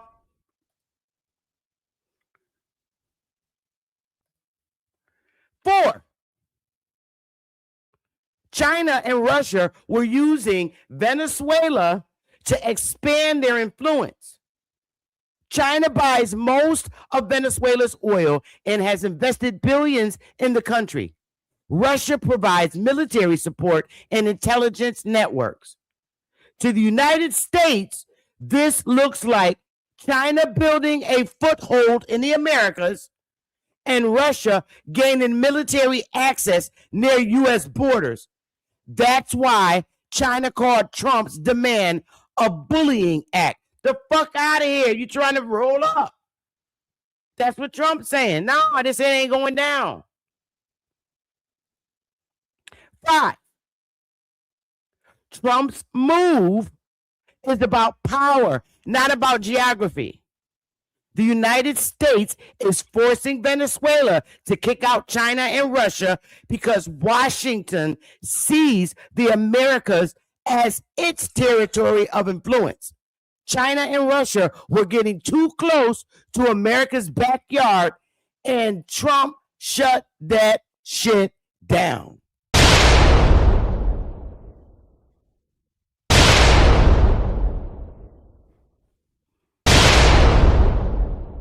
That's just like when we read earlier a couple of years ago, Chief Connor Sistago. Remember, they wanted Maryland, and he said, yo, you got land claims, but your land claims is beyond the motherfucking seas. Bottom line. Seriously. Remember Chief Connor Sistago, y'all read the whole story. When they was trying to take Maryland, they was fighting over Maryland and shit. And Chief Connor Sistago told him, look, yo, you have land claims, but your fucking land claims is beyond the seas. Well, that's the same shit here. Same. I'm sorry. It's over. So, 6, Trump believes he can force Venezuela's hand. According to ABC News, Venezuela's oil tankers are full. They have nowhere to sell oil. They are weeks away from financial collapse without United States permission to sell oil. This gives the United States total leverage. And with that being said, this is the end of our live stream. I'm going to put the link in the chat. I welcome anybody. I don't care what your race is. If you're a United States citizen, look, if you're from Venezuela, I don't care. If you're from anywhere in the Americas or any other foreign country, you're welcome to come up on my panel and have a nice dialogue with me. I will not fight you on YouTube. We will have a decent dialogue. Okay? We will not call each other mean, ugly, racial names. That's not necessary. I'm not in 5th grade and I'm not in high school. So I'm not going to maintain that type of behavior on my panel. So I just got my cup of coffee delivered to me. And I'll put the link in the chat and I'll give you a few minutes to come up because I want to hear your side. I do. Let me put the link in the chat. Hey, Chief. I'm putting the link in the chat now. Well, folks, I done read everything without being interrupted. Hey, Elise. Love y'all in the chat. I'm going to give you a few seconds. I'm going to pin that to the top. Just sit tight in the back, you guys, and I'll let you on, okay? So let me give you a little music while we wait.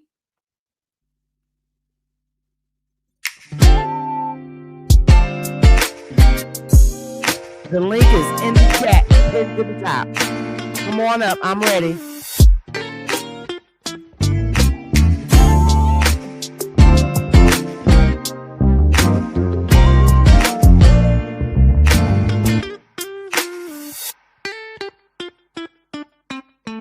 We got a lot of people up in this piece watching and viewing. I hope you're enjoying the show, but just do me a small favor and hit the like button. You have 500.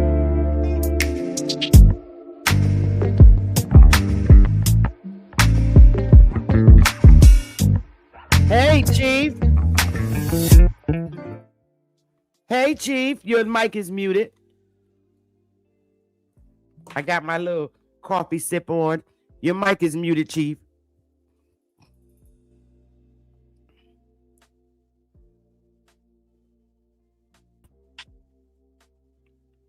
There you go. Can you hear me, Chief? Chief always be having something wrong with his... Mic check. Can you hear me? Oh, now I can hear you real good. Okay. But I'm getting an echo. I'm getting an echo. It sounds horrible. Oh, let me try something. You got headphones on or something?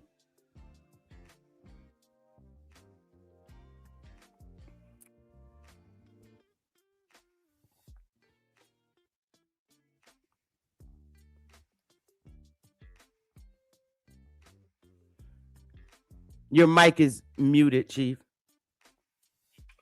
Mic check. How that sound? Perfect. That's good. I'm just slipping on my lip.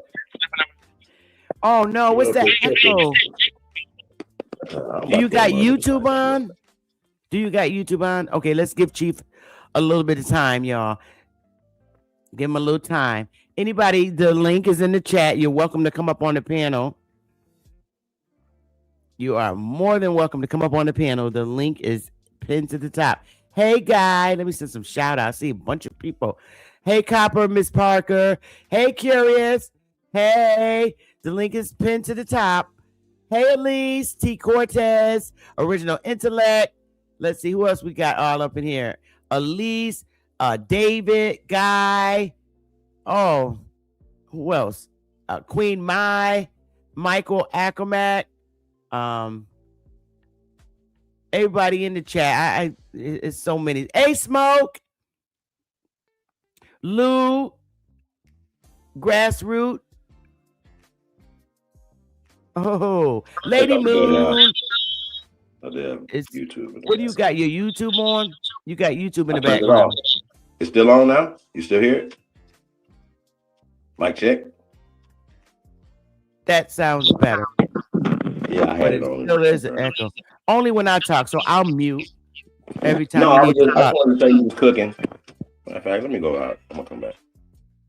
Oh, he got to go out and come back now. Oh, I really wanted to get his input on that lady, being unalive. That's so sad. I mean, it's a really sad situation, but the behavior when you're approaching our militia members and having the respect for our militia and police officers. Not all of our militia and police officers are bad. They're here to protect us and protect our soil.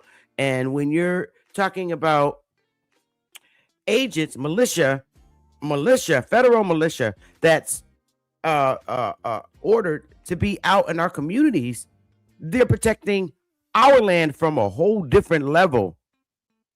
All right, that's part of the protection of the Western Hemisphere and the United States. So they're deployed to protect us. I'm not gonna walk up to them and disrespect them. I'm like, people that disrespect that type of behavior and promote that type of behavior got something up their fucking sleeve where they doing something scamless. Because why would you, as a mayor, say, get the fuck out of our town? I mean, why would you do that? That's crazy to me.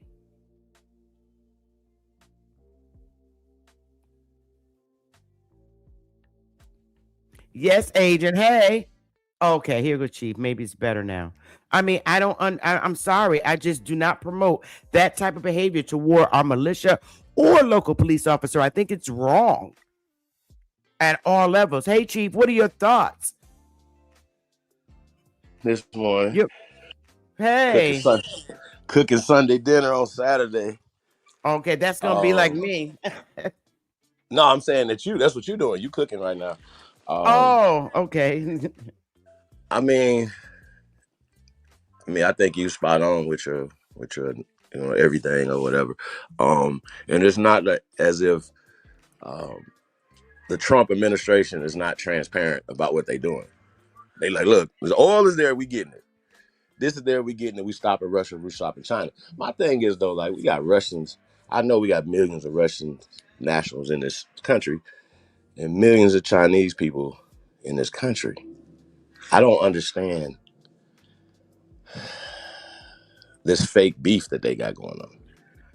Yeah, we can call it that too. Because why would they even bother to sneak through the back door for some shit? But that's what drug dealers do to each other anyway. They have side deals.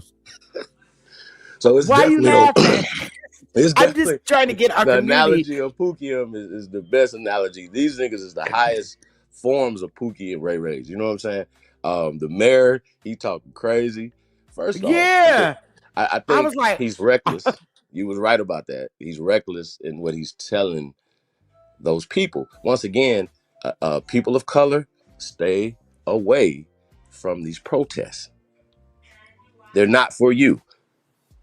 Now, I don't understand why these pale skins are running out here, other than they're being misled as well by the Democratic left-wing machine. Now, you said something also that the lady, those ladies, the lady they got unalived, they are part of a group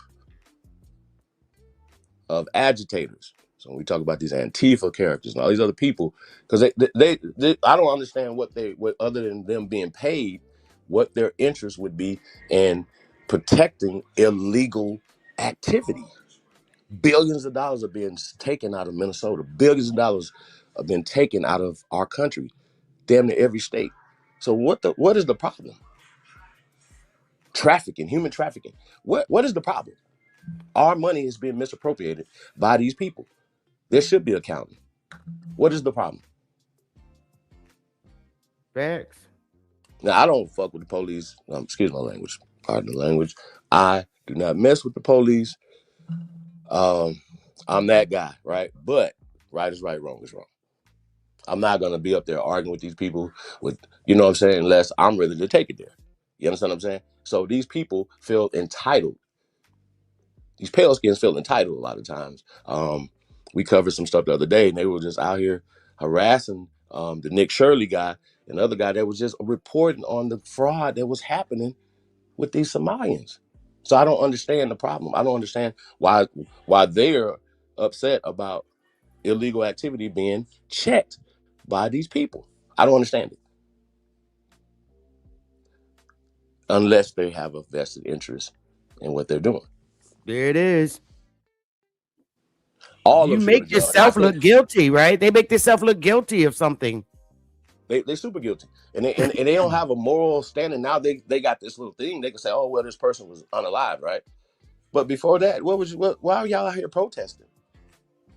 It's like as if they were raiding Pookie and Ray Ray, and the people in the community like, no, don't, and they protesting against them raiding the drug dealers and the people who are trafficking children and women and stuff like that and harming the community. We wouldn't be out here protesting against that. Exactly. That makes I don't no understand sense. this. I don't understand it. Every time I see these pale-skinned liberal women who I think are the worst racists ever, which I don't believe in race, but prejudice, they just use our people against us, right?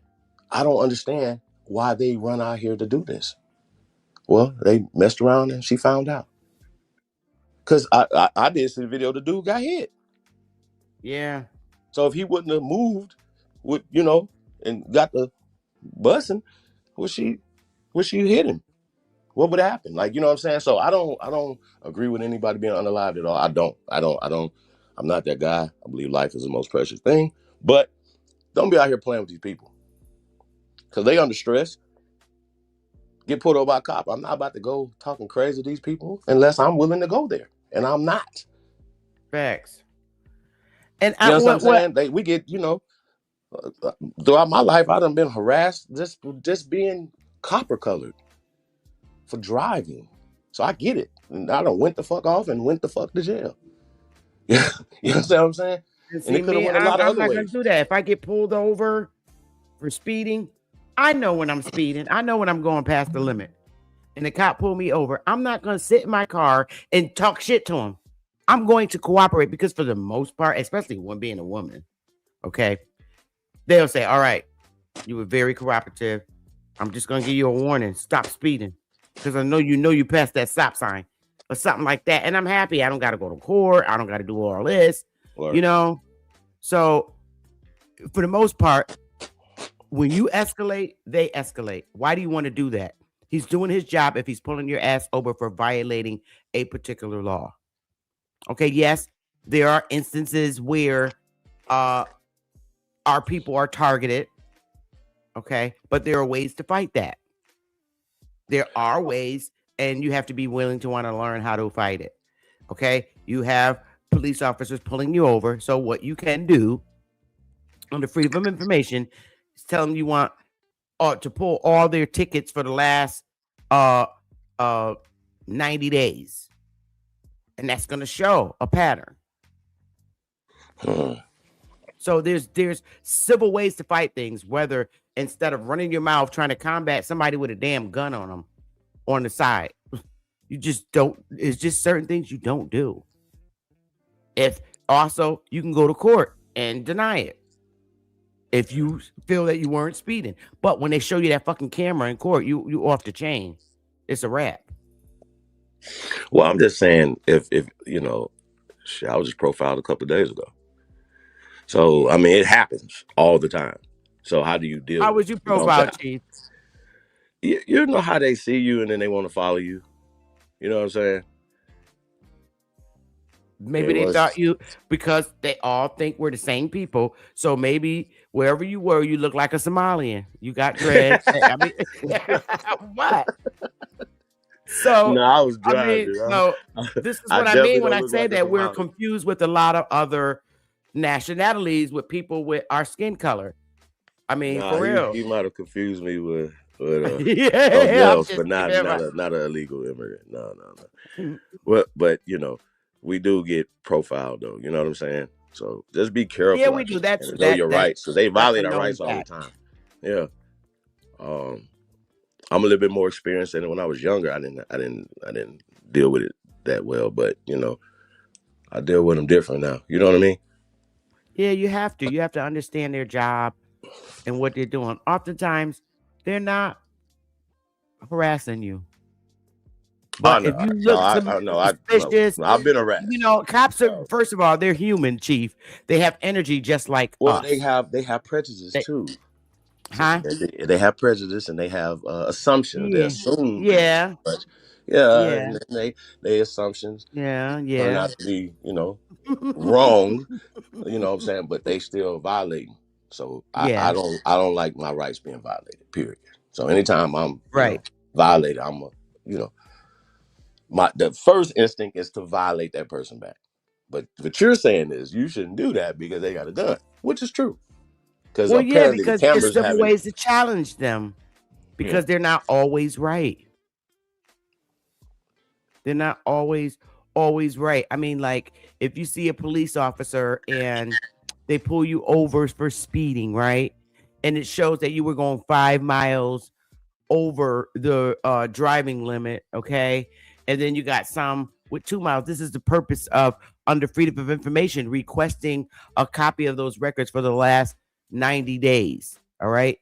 And you will see the pattern if they're writing down, oh, they were going over 5 miles. How many people in the world go over 5 miles per hour on the highway? When the highway says 65 miles an hour, you got people doing 70, 75, and 80. But you got a cop pulling over people for repeated 5 miles an hour. That's target right there behavior. That's a pattern. Seriously. Because going 5 miles per hour extra is not harmful. It really isn't. Well, driving while copper is not a crime either, and they don't have they are already violating your rights by pulling you the fuck over. I'm pulling you over. That's the first thing. You already violate my rights by stopping me. I might be on my way to work. I might be on my way to do me, to go look at some ducks or something. They It got to doesn't give you a matter, but reason you don't why have you're the being right to pulled stop me over. because They got a reason why they have to have a reason why that you're being pulled over. And so you can simply say, officer, why am I being pulled over? A lot of times from what I see, your license plate is not registered or your registration is expired. You know what I've heard 1,000 times? Well, I ain't gonna say 1,000 times. I don't want to exaggerate. You fit the description. Something happened. Copper man done. Yeah. So any excuse to impede your progression of where you're going. And of course, you're young. You take that in different directions. A lot of different things can happen. You mean to tell me that this cop is wrong? All right. He gets a notification from the police headquarters. There's a man running around with a blue, driving around with a blue jersey on and a white hat, and he has locks in his hair. Okay, how many niggas, and I'm sorry I'm using our hood language, run around with jerseys and a white baseball cap and got locks? And so he sees you, say, oh, this could be him, and they pull you up. Don't even try it, Chief. He has a right to I'm pull saying you they over. use it as an excuse. There's never a call. Whatever. There's always going to be an excuse. You see what I'm saying? I'm saying that has been used as an excuse. They'll say, hey, something happened. That would be the reason. You don't have to be. You could just be minding your business, which you don't have a right. They don't have a right to ask you for anything if it's just suspicion. That's not a crime. But once again, our rights are being violated all the time by these people. So our rights need to be restored. I understand them. They're doing their job. Do your job. Protect the community. Do what you got to do. Cool. Right? But when you are violating American rights, that's a problem I have. Based off of your prejudice or your, whatever you got going on. And I think that's the problem for me. And we wouldn't have this much crime in our communities if all these immigrants hadn't came here and took resources that put us in poverty. Poverty equals crime. I'm gonna say this again. Poverty equals crime. Okay. So I'm not gonna go back and forth with them like immigrants that are not even voting citizens or living the American dream while Americans are living a nightmare. That's a problem for me. Yeah, that is. Americans need to be restored ASAP. That is. Listen. We need to be restored. The harm that allowing so many immigrants in, that it's done on actual tax-paying citizens. There are so many immigrants here that I listen, I don't know how this is being evaluated, but there are so many immigrants here that don't speak English at all, okay? And they're from any of the South American countries. they're living in better living conditions than we are. They have Right. Section 8 housing. I'm like, okay, how did you get Section 8 in the United States and you came in from Venezuela or Colombia or one of the South American countries? How did you automatically get Section 8 housing in the newest projects that they just refurnished and they're beautiful? How did you get in there? And there's hundreds of United States citizens that have been waiting years to get the Section 8 benefit. How does that happen, Chief? Well, the Biden administration, well, we can go back to that. The Biden administration put out certain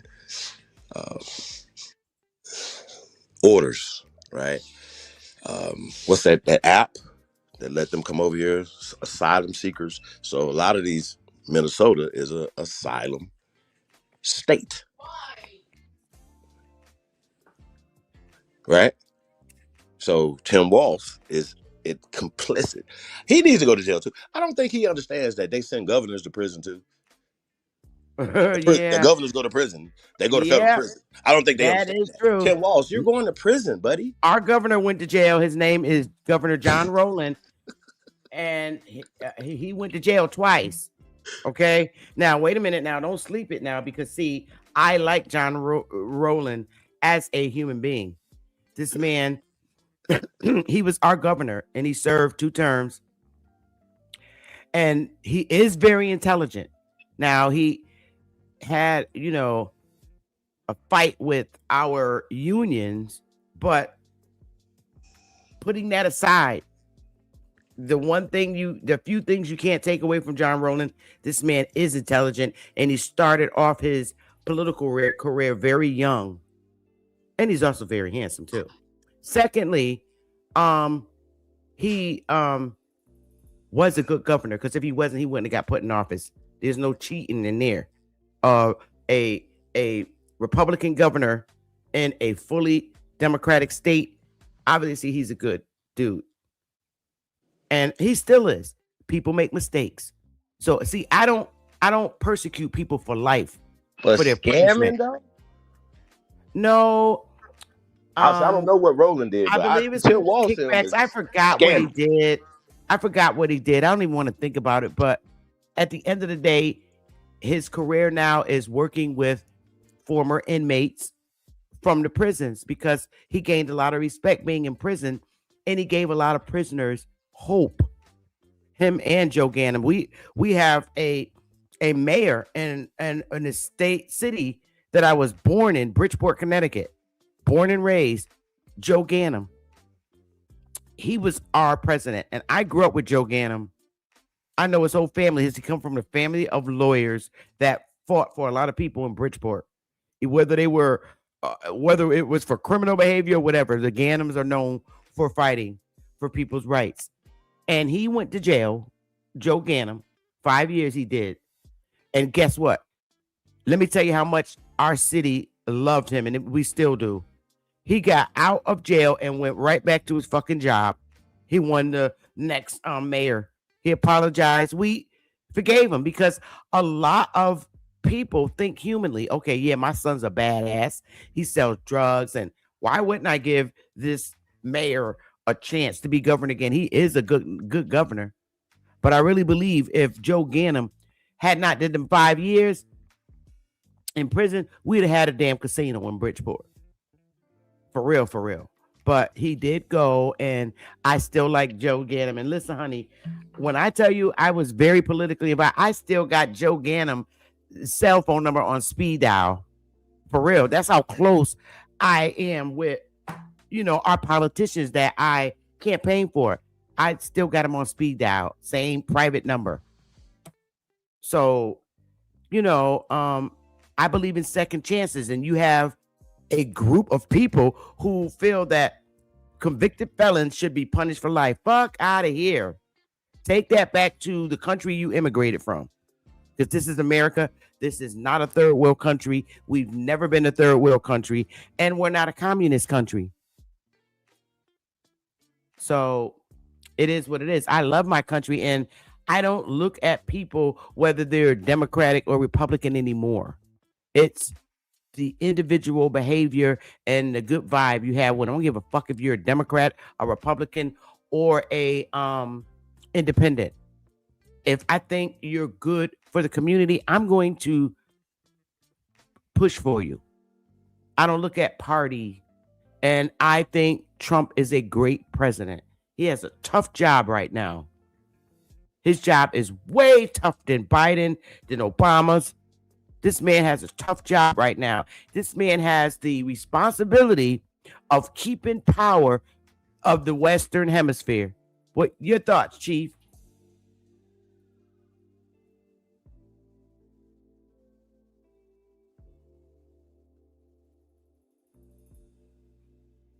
We're not giving up power over the Western Hemisphere. And that's Trump's job. And he's doing what he has to do to check people at the door. Oh, in case you missed it, you're not doing this. And that's how it's going down. We're not giving up our power over the Western Hemisphere. You're not going to sneak in the back door, Pookie, and try to get some damn oil. You come correct. Come to me. Trump said you come, you check me. And I sell the shit to you. Don't be trying to go behind the back door. That's a whole Pookie move.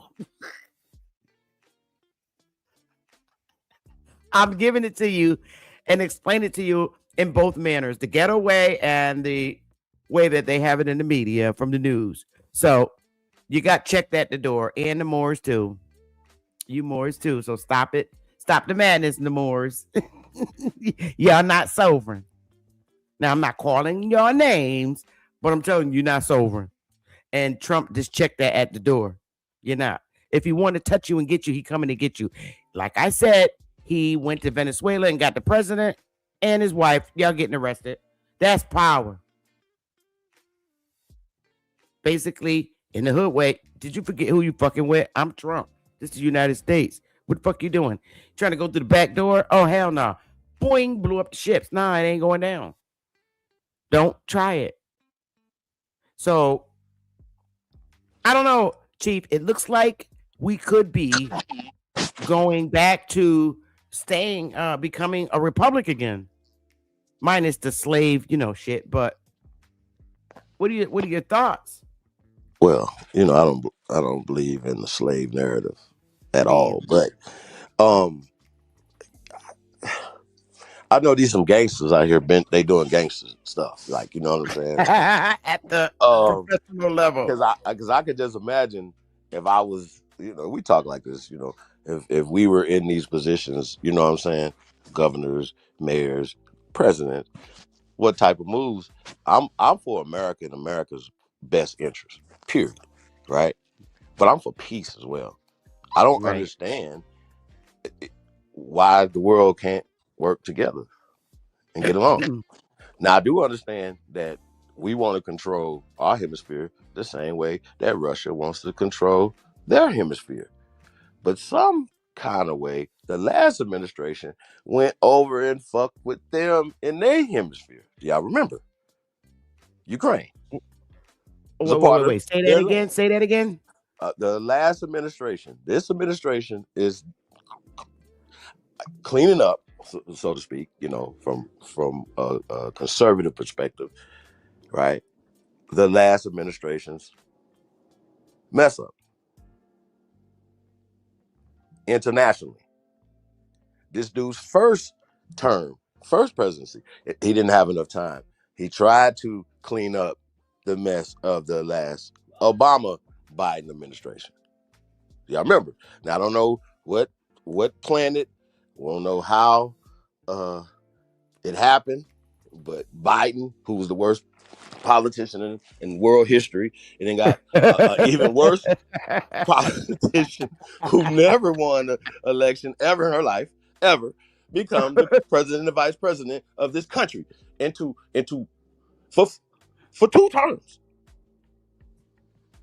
and run this country in the damn ground. No, that wasn't 2 terms. No, it wasn't. I take that back.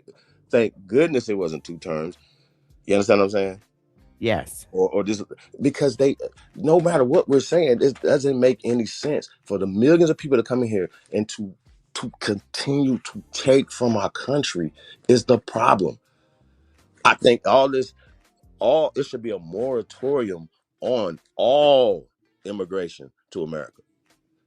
If you need to be asylum, why would you pass other countries to come here, cross whole oceans to come here, go other places, go there, go to France? Oh, they don't want you in France. Oh, they don't have the resources in France. Go to Great Britain. Oh, they don't want you there. They don't have the resources there. Everybody want to come here because we have the resources here. Goes back to when we talk in historical context. There's no way on God green earth that this country has ever been on the thumb of Great Britain, Spain, or France in any capacity. I'm going to say this again. We've always been the bullies on the block. They are lying about everything.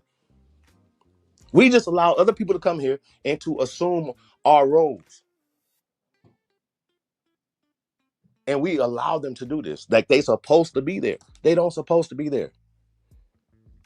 You have people who are confessing who came here from another country, became citizens, and now are running cities or municipalities or doing certain things or laws or certain things, but they still have their country in their heart. It's not America first, it's Israel first. It's Somalia first. No. All those people do not need Somalia, okay, let's correct the record. Somalia only has a municipality in Minneapolis. They don't have the entire Minneapolis from what I gather. They so have you're saying like a separate municipality? Yeah, they don't have the entire Minnesota. They have a municipality in Minneapolis, Minnesota. Right. There's do they have a Chinatown there? I haven't looked. I haven't looked. And then you're saying about Israel. Okay. I don't have negative comments on Jews. USA. No. I didn't say a religion. I said Israel as a country. USA. It's not Israel first. It's America first. And that's a problem with anybody. And they can't say that if you came here from Somalia as a kid and your uncles, your aunties, your people, everybody back in Somalia, you still love Somalia. You're going to root for Somalia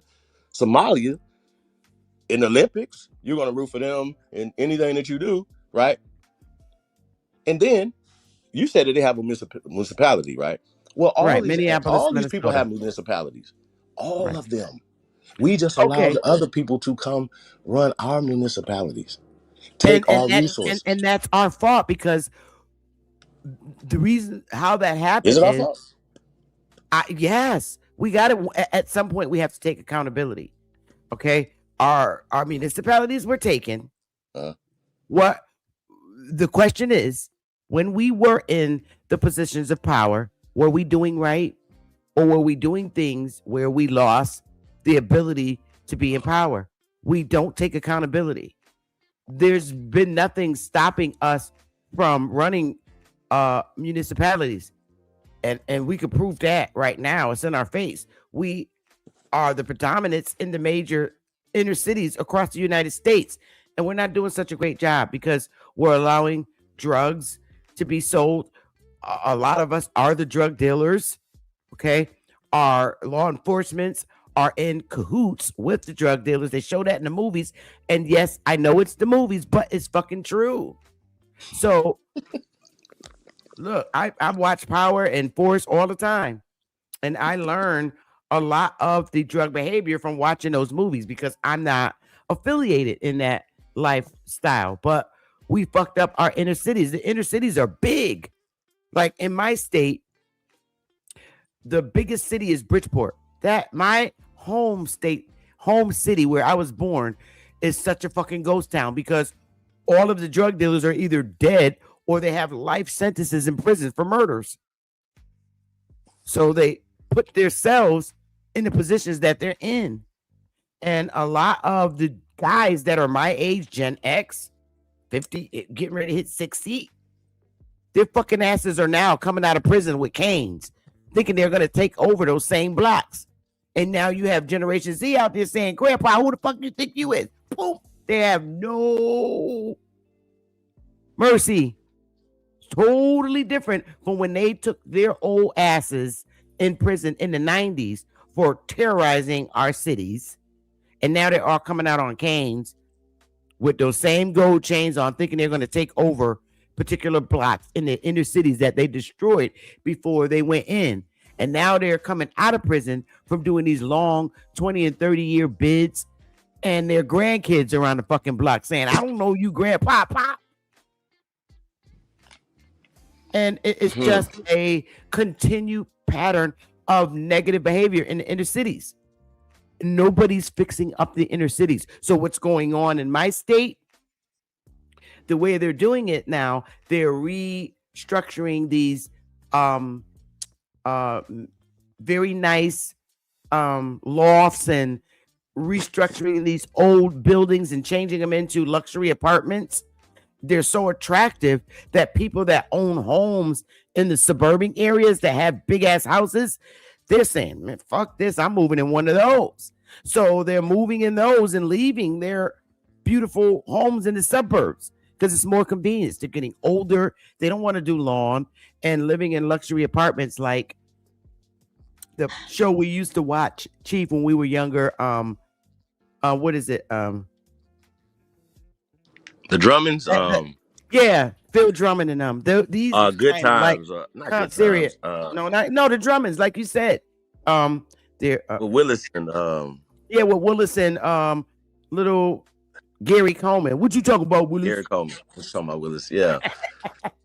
They lived on Park And the Avenue. Jeffersons Nice as well. luxury. They was up in there at Park Ave somewhere too, right? And the Jeffersons with the concierge and the elevator man. Those are very attractive now, and they're very popular now. And yes, the prices are high, but if they're doing the math in the suburbs, they're like, babe, we're paying a fucking $4,000 a month mortgage.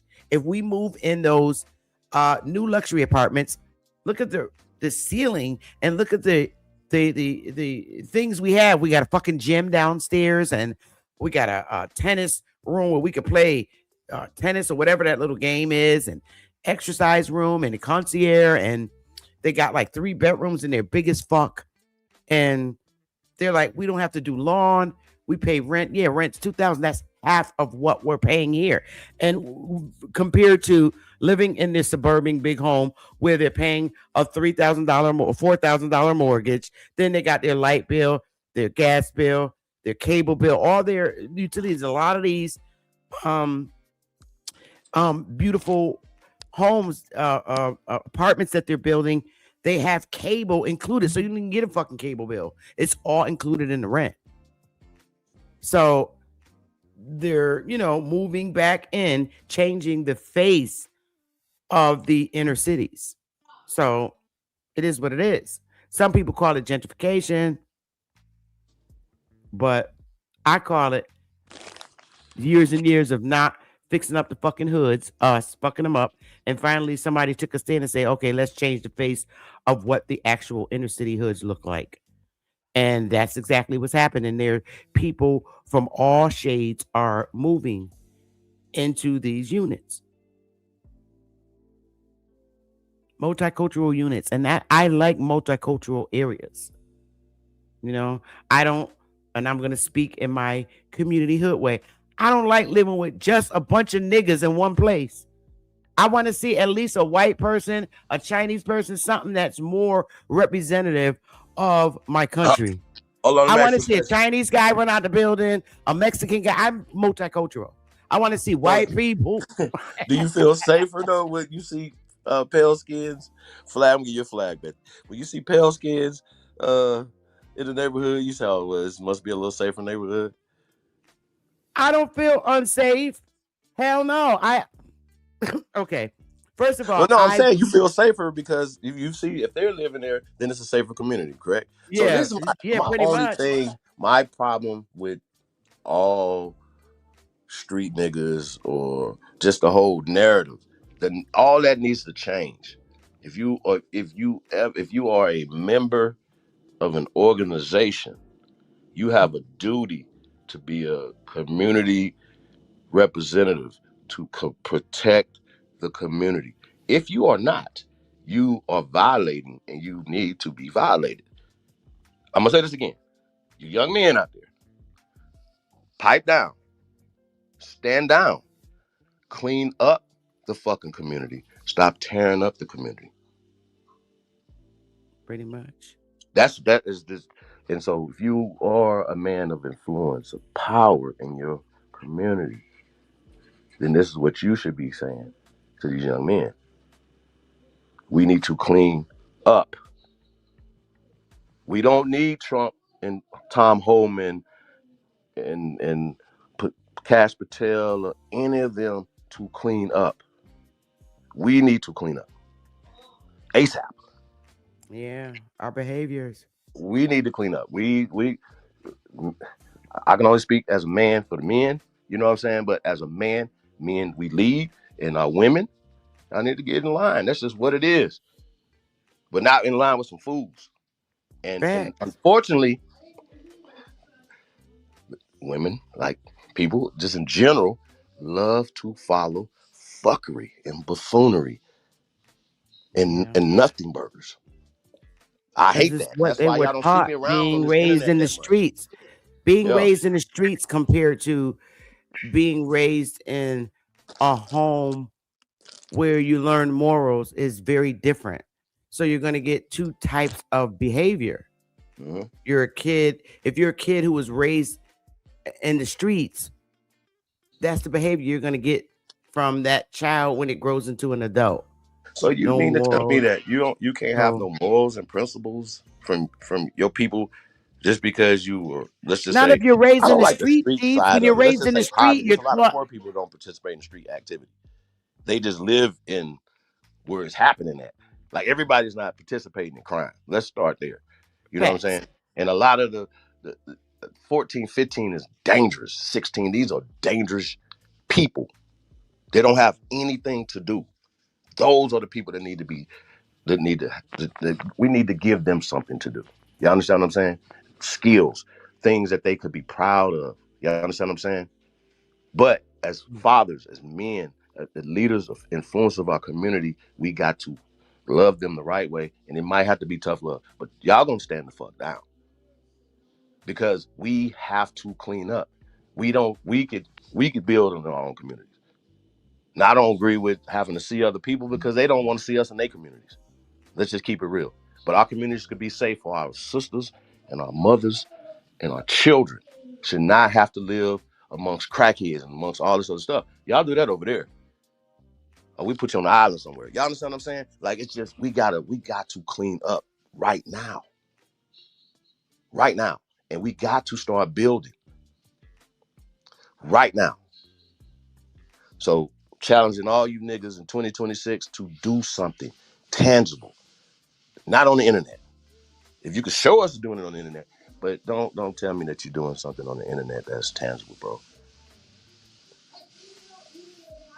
Don't tell me you wrote a book that's tangible, bro. Doc, none of that, bro. We need to build. So that's what I'm challenging. So don't call my phone talking about nothing but building something, doing something. Don't come around me. Don't do none of that because I don't have time. That's the part of our community that irritates me the most.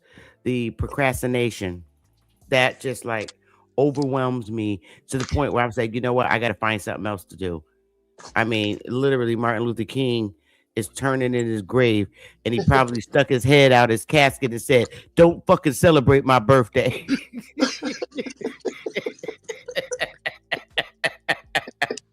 I'm keeping it a buck. And Malcolm X probably stuck his head out the grave and gave him all the finger because nobody's sticking together.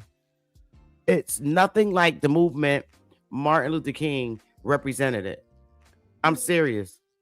And I'm just keeping it a buck.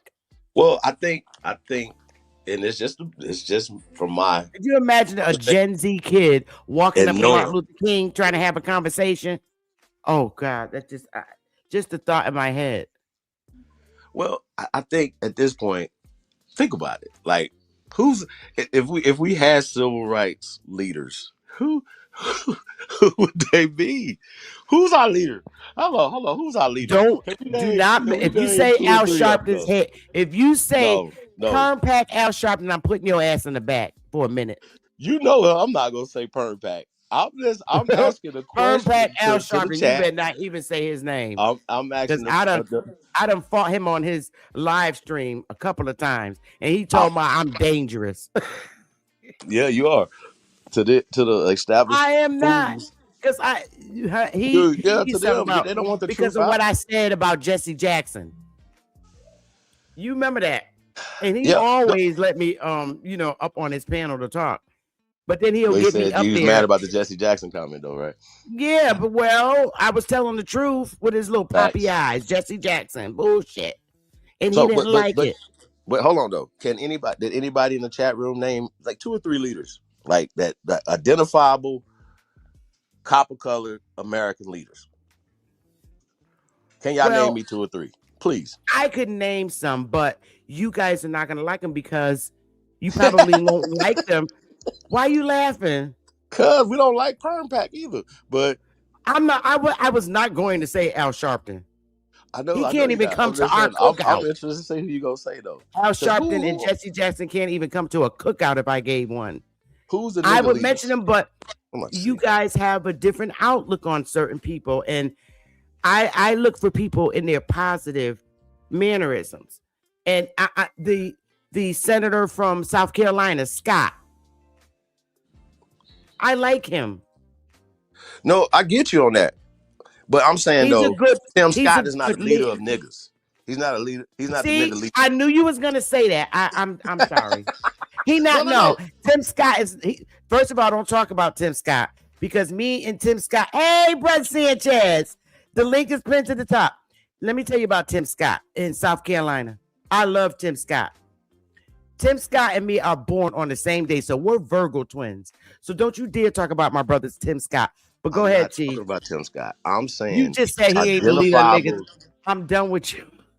No, I'm saying though. Look, if I'm about to mention a couple names, and y'all gonna be like probably mad at me, but it's just the truth.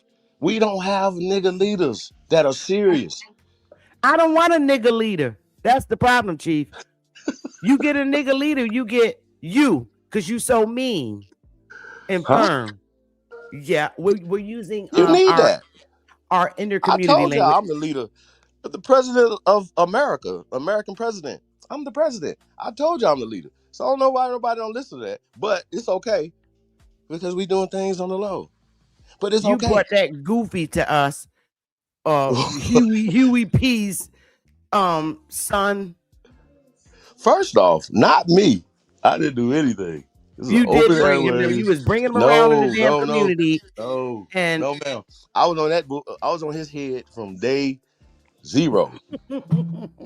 They had to call me like behind the scenes, like, no, man, give him a chance.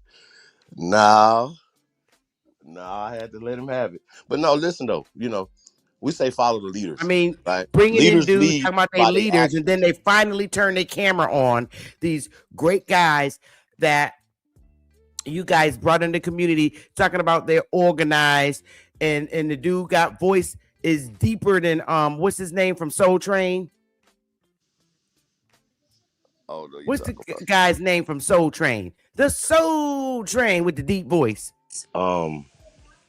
Oh man, I can't think. Why I can't. What's the Soul Train guy? He passed away. Don Cornelius. Don Cornelius. Dang. All right, y'all be bringing in niggas that got a deep voice like Don Cornelius, talking about they're going to be the leaders of our community, and then they finally turn their camera on. They got a fucking dress on. I don't even talk like that though. I think that I'm just keeping it true. We follow people, follow their direct. All we have is an imagination in our head that the guy behind the avatar is going to be great representative for our community, with his deep voice like Don Cornelius, and he's going to be just like this super great dude. And 6 months later, he turned his camera on. He got on a fucking long dress. Like he's going to a prom. Right there. I don't know anything about that. No, However, not Don Cornelius. This guy, Chief, recommended to be president of the United States, and 6 months later he turned his camera on. He had on a long dress. You capping. Stop playing. I'm not capping. And then we see pictures of him in those leotard pants like Bobby Brown had on when he said, Who did that? Where that happened at? That's for real? That's your boy, Huey, whatever That's his not my name boy. is. He had on them dance skins like Bobby Brown. What was that song Bobby Brown made? That ain't true, Bethy. For real? Yes, he did. He came out with that Gumby hairdo, and he had on them black leotards, and he was singing his song about who did control that? But Huey Newton, dude. That's crazy. Don't say They I were brought him showing all around. these. Don't do that. But no, I didn't know that. You were saying that you was questioning them on, and where's Empress? Empress, what's her name from California? She was supporting them at first too. I wasn't supporting shit ever. Never. All right, who brought this? That's why I ran for president. Because that's why I became the president. Hey, and listen, if y'all don't like it, I understand the hate in your blood because you don't want MC Hammer a nigga to be the nigga president. I get it, right? But I appointed myself. I'm appointed by God. You hear me? So I don't need to get voted in. Okay, now you sound like the man in the iron mask. He said that he was appointed by God. That was Leonardo DiCaprio. Hey, so listen, no, but seriously though, Sister Bethy, though, it's about you are a leader because of your actions, not because of your words. Words sound great because y'all should be saying y'all pastors are leaders of y'all community, right? Your pastor who you listen to, he talking, whatever, but he should be talking. He should be actually doing as well outside of the sermons at church. Y'all see how this will? Yes, it's not just talking, but the works that you do outside of that goddamn talking. Chief, the dynamics of our Christian churches have changed. Okay, right now, the biggest goddamn drug smugglers are the churches. Pookie and Ray Ray's Pastor Daddy is holding drugs. It's changed. It's not like it was in the 70s when we was little. We got these pimp Pookie pastors now. We're giving you, praying on your head with these big dookie rings. Talking about the Lord's gonna free you. We can't even go to church anymore. It's over. That's done. Well, I just use we got pimp pastors in our community now. It's not the same as back in the day. Well, they've been pimping. And they're wearing dresses too when they come off the pulpit. It's not the same. All right. So, but getting back to when we saying like, I know, and then when you ask some of these people that are supposed to be that people that are influential, it's, hey man, you want to be a leader? You a leader? They go, oh no, no, I don't want to be a leader because somebody just said that they identify the leaders and they unalive them, right? Nigga, you gotta go anyway. What are you talking about? Like, I don't like y'all. That's what I'm saying. You said something earlier, Sister Bethy, and that applies to a lot of so-called men out here. You are cowards. Yeah. Real spit. They are. So real spit. And if it don't that's why I said, why are y'all complaining about Trump? Right. He's saving the fucking country. If you ask me, saving the power in the country. We always, all right, they've been controlling the Western. We have been controlling the Western Hemisphere for 200 years since they took over. Okay. Prior to that, we as Indians, we controlled the Western Hemisphere, and Trump is not about to allow this shit to happen. You're not going to be sneaking up in America. Okay. Because when we say America is North, Central, and South America. They're just different locations in America, but it's still America. And we Americans got to stick together, whether we're North, Central, or South America. We are the rulers of the world, and it's not going down on Trump's watch.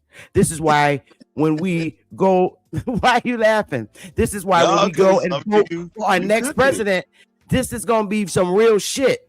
I'm not voting for you if you gonna be a pussy and let our power be removed that we have. We control the Western Hemisphere.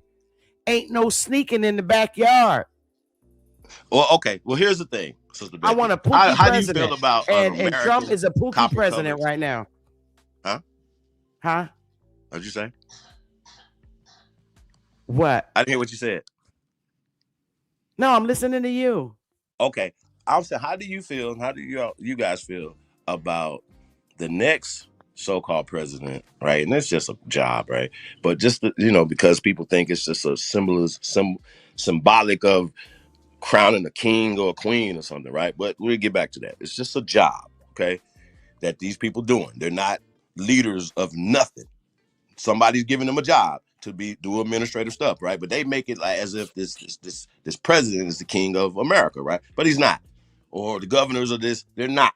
They're supposed to be working for the people in the best interest of the people for a job and that we pay them for. So let's start there. So we are their boss because we pay them. They don't boss us around. We boss them around. Let's start there. Secondly, when we're talking about just the Trump, this whole Trump situation, right? For me, Sister Bethy, for me, I feel like that if we don't step up and start stepping into these roles as men, as leaders, we don't want to do it. We don't want to. We don't want to apply for these jobs. So my question to y'all is, how do you guys feel about us? I don't want to see any Democrat do anything, but I would like to see a copper-colored American Aborigine. You faded out. But I believe I know what you're saying. You want to see a president, not Obama, a real American Indian to be a president, right? Every pastor, and we have a lot of Christian churches, every pastor is qualified to be a president, and none of them want the job of the presidency. So this is, they all qualify, all the presidents, all the Christian ministers in our community qualify to be president, but they don't want those positions. So now you understand, when you ever ask yourself, how did the colonial expansion take place? Because our people did not want that job. And I don't have a problem with Trump being president because he's doing what the fuck he need to do to keep power over the Western Hemisphere. The next president better have that same ambition. I'm not voting or for no president that's not going to stand on maintaining the power over the Western Hemisphere. I'm not voting for no president who gonna let people slip behind the back door to get some fucking oil. So I understand that Trump can't run another term. He's up there in age, and he deserves to sit back. But goddamn it, if it ain't gonna be another president that's really gonna stand on what we've been holding down for thousands of years, and that's control over the Western Hemisphere, I'm gonna have to go and start being a little troll and grab little Trump Jr. and say, look, your ass about to be president. You got Trump's blood, so your ass gonna be the next president, just like the Bushes or the Reagans or whoever. What was it? Yeah, the Bushes. You got Bush 1 and Bush 2. So we're going to have Trump 1 and Trump 2. I might, if Vance, show one sign of weakness. Now, everyone is saying, that he would be a good president of the United States. And that probably could be very well true, but I haven't studied Vance's energy yet. Will he be tough like Trump and won't allow nobody in the back door to buy oil? We got to control this whole hemisphere. And if you don't fit that credential, I'm sorry. I'm going to have to go and find Donald Trump Jr. ass son. And he don't want to be president. But if, just like we had to get another Bush we might need another goddamn Trump, because I'm not willing to let go of power over the Western Hemisphere and being the major producers for all countries. Okay, we sell and allow other countries' products to be sold in our country, and we're the overseers of that. So I don't know. We gotta look and see who's gonna be our next president. We were horrified by the Democrats at this point. I cannot. I'm sorry, but Biden was too soft. He would have been better off just being a governor. But he was too soft with foreigners. Too trusting.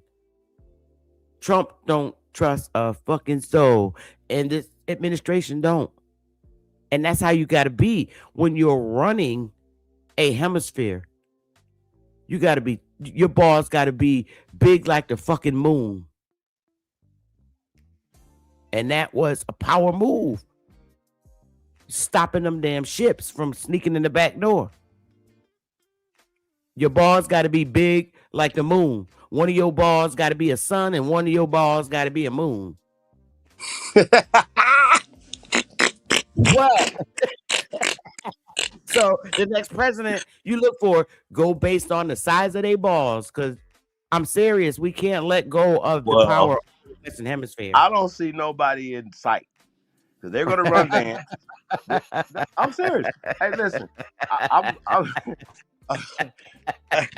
that's why I'm the president. That's why I don't need to get voted in. We don't. And look. You don't see no Asians. Look, we're not looking for no Somalian. We're not looking for no Somalian looking president, Chief. And you, I'm not a Somalian looking. I look like a Mississippian. I'm just messing with you. You been messing with me all day. But listen, you might not make it, Chief. I'm gonna make it. I'll make it. Listen. They be like, oh, hell no, the food stamp king. Listen, they don't have a president. They don't have representatives. You don't see them Asian people in there, but what they do have is influence, because they have an economic block. Yeah. See, y'all think it's about voting, right? So shout out to Big Dog. I think they got a debate today. Yes, that's why I came on live at 12 so I could watch the 6 o'clock debate. Yeah, it's gonna be dope. Be funny as hell. Superman and Big Dog Philly OG. Yeah. So and I'm gonna make sure I get Sanchez to go watch it too, because I know he's gonna be laughing his fucking ass off. Them too. So the thing is though, right? It's not just about voting. We say we're participating in politics. It ain't just about voting. If you're participating in politics, right? It's work. Like, you know what I'm saying? It's governance. Yeah. Like, so if you're saying not to participate, then that means that you're saying that you want somebody else to govern over you. That is I'm not running for office. Because you don't have to be in politics. Okay, here's how I'm in politics. I never want to be a president of the United States. Okay, I can honestly say that, but I want to be a part in picking the people that run this country. Right. And I'm serious. And when my pick, I'm going to be analyzing them and evaluating them for, look, you got to be tough. We not letting go of the power over the Western Hemisphere. Yeah, we sit in the United States, but we run the motherfucking hemisphere. And that's what I'm gonna be looking for. And I'm not playing. I'm not playing. Well, and shit. we only should, person I can see from what based on past the Chief, based on our past experience, the next president is already picked, according to hearsays. But who is that? Who is it? It better be somebody tough. Now, I always thought senators should run for presidency. And I think Josh Crowley would make a great president.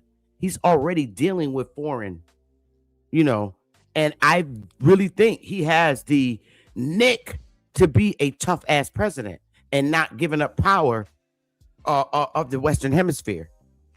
I really like Josh Hawley. I do, for a president. I'm keeping it a buck. You don't think so? Do y'all remember who Josh Hawley is? Chief, hold it down. I'm gonna get an old video from Josh Hawley. He ain't no joke.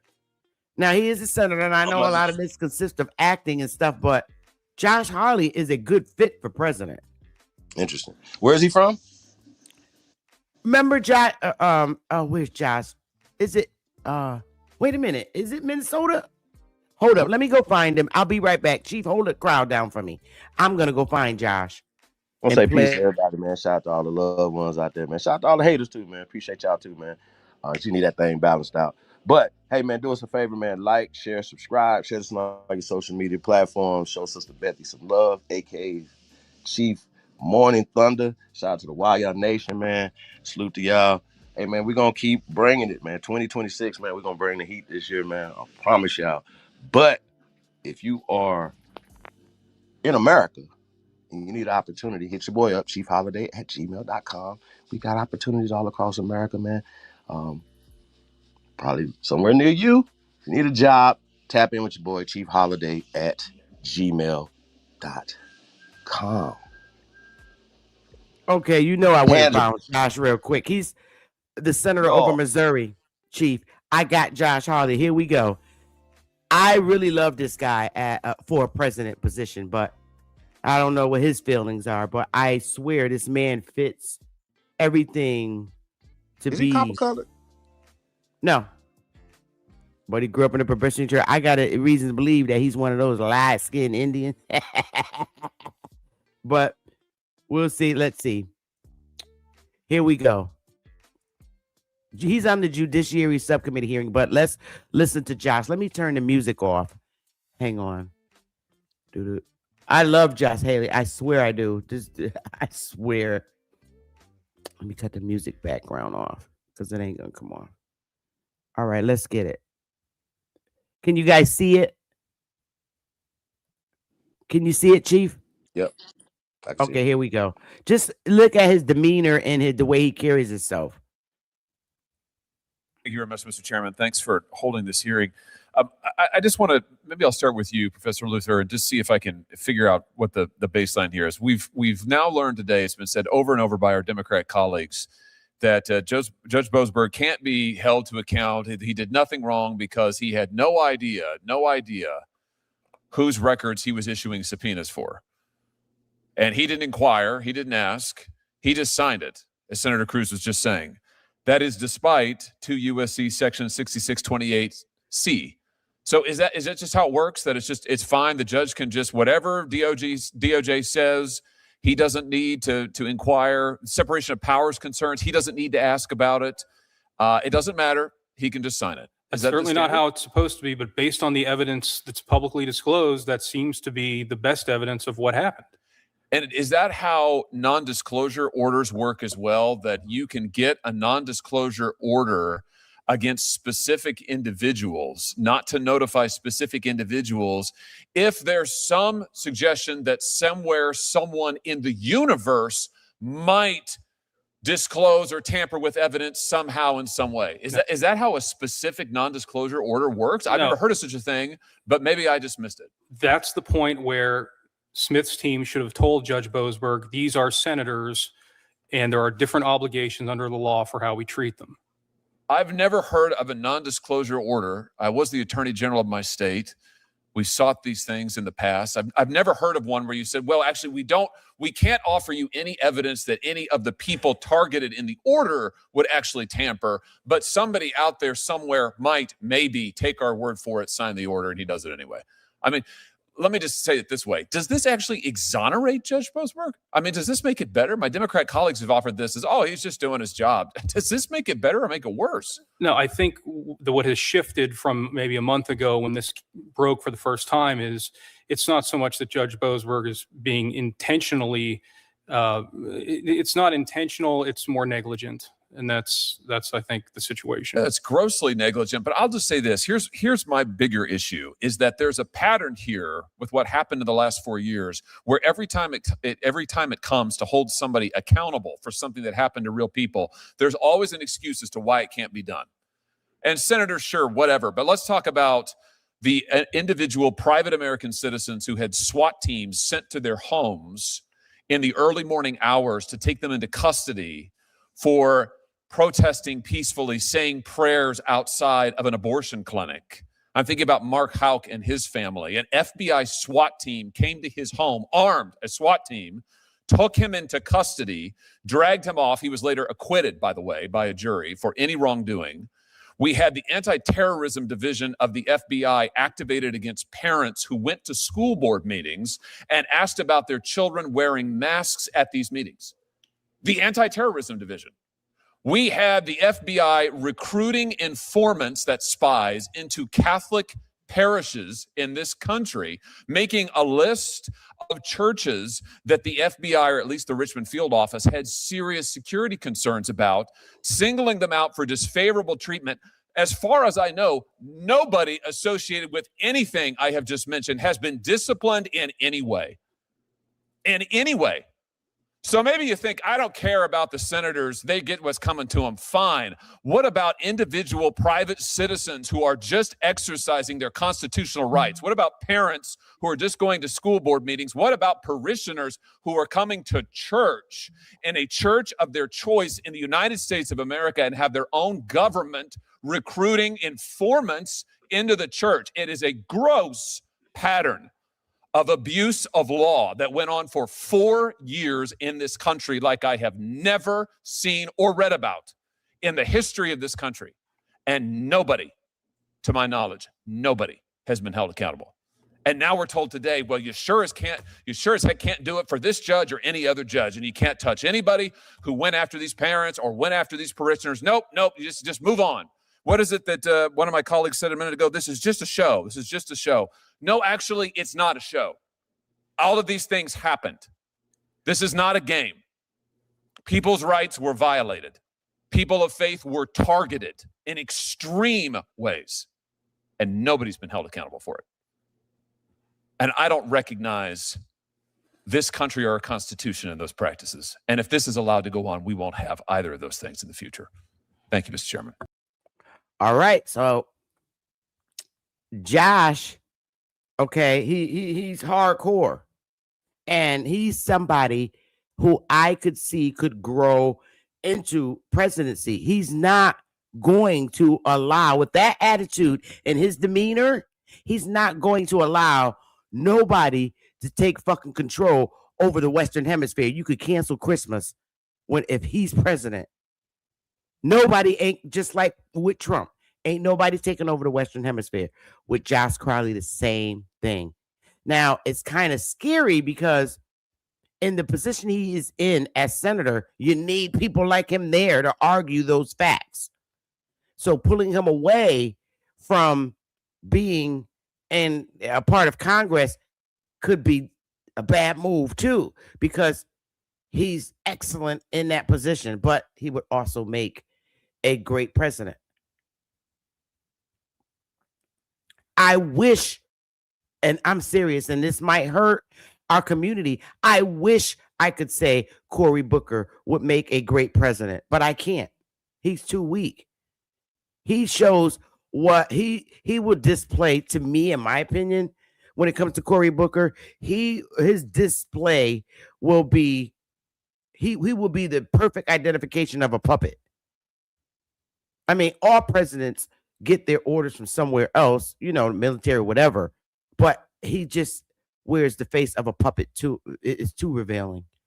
But now Josh, I like how he vibes and how he argues shit. And I truly wish, and I truly wish that a lot of our Christian ministers would reconsider and start taking these positions as senators and representatives. That's how they can help us. The problem with that is it's about who funds you. There you go. See? It's always a money thing. Funds you. I'll say this again. It's always about who funds you, right? Charlie Kirk started going against the people who was funding him. That's at his work. These are the Yeah. talking points. It's not America first. So it's right now there's a split in politics. You got politicians that are saying, I'm gonna say a split in the conservative party because the Democrats are all lock, stock, all of them. I'm gonna say 100% of the Democrats are all Israel, all of them. It's Israel before America first, period. I'm not going back because they fund them. We're not going back and forth. We understand that, right? So the churches, these pastors, they are funded by these people to push us into their interests. It's always interesting, like when you see so-called influencers, right? And the pastors are some of the most influential people in our community, right? They influence our elders to do certain things. You know what I'm saying? That has always not been in the best interest of our elders. This is why a lot of our elders lost their properties. Listening to these pastors who were paid for by these people. So that's the problem. So they're not paid by God, none of that. No, they're paid to do these things by these people. That has been Well, it exposed. depends on what pastor you're talking about. Are we talking That's not about a all pastors. Democratic? Are we talking about a Democratic pastor or a Republican pastor? Because I see that more coming from a Democratic pastor. Now, when you look at someone like Scott from South Carolina, he's a Republican, Well, and he's also I'm very not Christian. speaking for him because he doesn't speak for our community. How So do you know? Well, What? I'm saying it from the perspective of one, the Republicans, for instance, they don't expect anything from our community. Now a little bit more now because of the last election cycle. A lot of people in our community said, well, first off, we like what Trump is talking about. We're gonna go with what Trump is. So people flip sides and voted for Trump. That's why he won in a landslide. But also their influence. See, they tried to use the same old Jesse Jackson, Al Sharpton, Crump him influence, the old Divine Nine. Oh, I'm a AKA ass nigga. And that's what did not work. Their influence is gone. They even tried to go get Sexy Red and everybody else. Who tried to do that? The Democrats. The Democrats Okay, at yeah, this they point stupid. need to be I canceled. mean, they're throwing Sexy Red out there, to represent. And what's the other one who speaks English cute? What's her name? Cardi B. Cardi B. Come on now. When they get down to that point, they might as well. They should have. If they were smart, they should have went and got Queen Latifah. Well, but see, She, that's the point, she's though. not gonna twerk. Queen Latifah not gonna twerk for their ass. She's not gonna be So up there here's the thing. twerking. What artists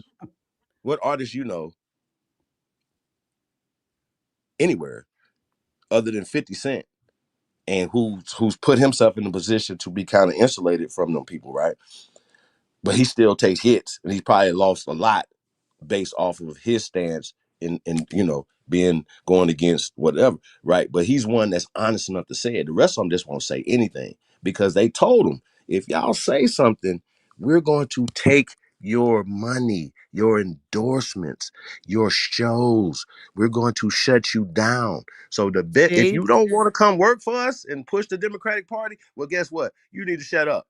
Because if we see it on your social media that you saying free Palestine, if you saying anything that goes against the Zionist movement, we're going to shut you down. Have they See, made that's examples out of bullying. you? That's Yes, they have. bullying.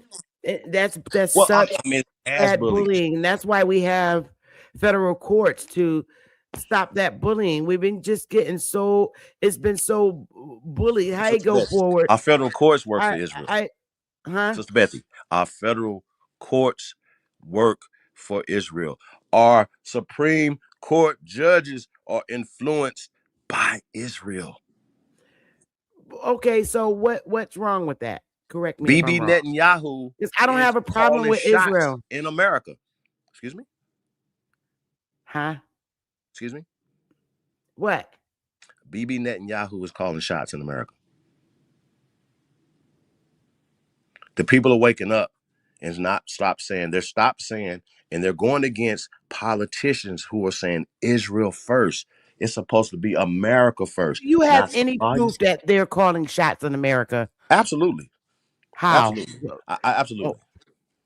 Absolutely. Absolutely.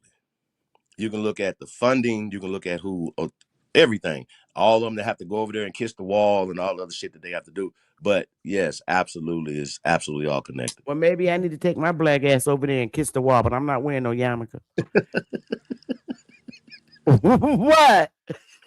Well, this shit. I Well, go kiss the damn wall. you saying the wrong things though. You ain't with their agenda. You're not with their agenda. See what I'm saying? They have an evil agenda, and I just got. Well, if I go, but I could kiss the wall and still have a different agenda. I don't. And then I'm gonna say they're gonna kirk you then. You know.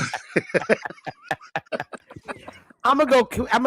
I could go kiss the damn ice wall. Fuck it. They go kirk you then. You know what I'm saying? Is it too soon for the kirking? I don't think it's too soon. God damn it. So I just can't blame. No, I'm not against. I'm a hard time blaming everything on Jews. I mean, I grew up with Jews. I never said Jews. But when you're saying Israel, you're talking about Jews. I'm saying the Zionists. It's a system. Jews. No, I'm not saying Jews, because all Jewish people are not Zionists, and they don't run with the narrative. They don't run with the carpet bombing and the eradication of the Palestinians. Right. They're not with eugenics. They're not with none of that. They're not with hate. Okay, so you're saying it's a small few, because I've never had any bad experiences with Jews. So I think that's what makes me crumble when I keep hearing people saying the Jews. Come on now. I think they get it. They get it confused with Jews, and I just don't have that negative experience with them. And they need to explain it. They need to explain it right and separate these people from all good Jews. Well, the problem is that that Netanyahu and them is bringing all of them with him, as if, oh, you guys, if you speak against foreign policy that you don't like, as an American, that affects us as an American, we have freedom of fucking speech. Oh, but unless you're speaking about in certain states, I think it's like 38 states, you can't say certain things about Israel. It has nothing to do with religion. Because that's Netanyahu unconstitutional. and Vlad are not even religious. They can certainly fight that. They can certainly fight that, because freedom of speech is out there. Yeah, but I think that when people are talking about Jews, but no, seriously, if you say something negative about a same gender loving person the wrong way, you can catch a federal charge, right? Or it's hate crime if you do something to an Asian person, right? You're gonna catch a federal case. So this is what I'm trying to say, that they already have protection, more protection than us on our own land. See how this works? That's a problem. They have more influence because they own our politicians. They vote 90-something% in favor for the AIPAC. It's the biggest lobby.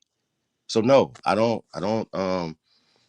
No, I can absolutely prove it, and I can show you their voting records. I can show you all the things that have actually, these people are calling shots here in America and extracting wealth from us. Period.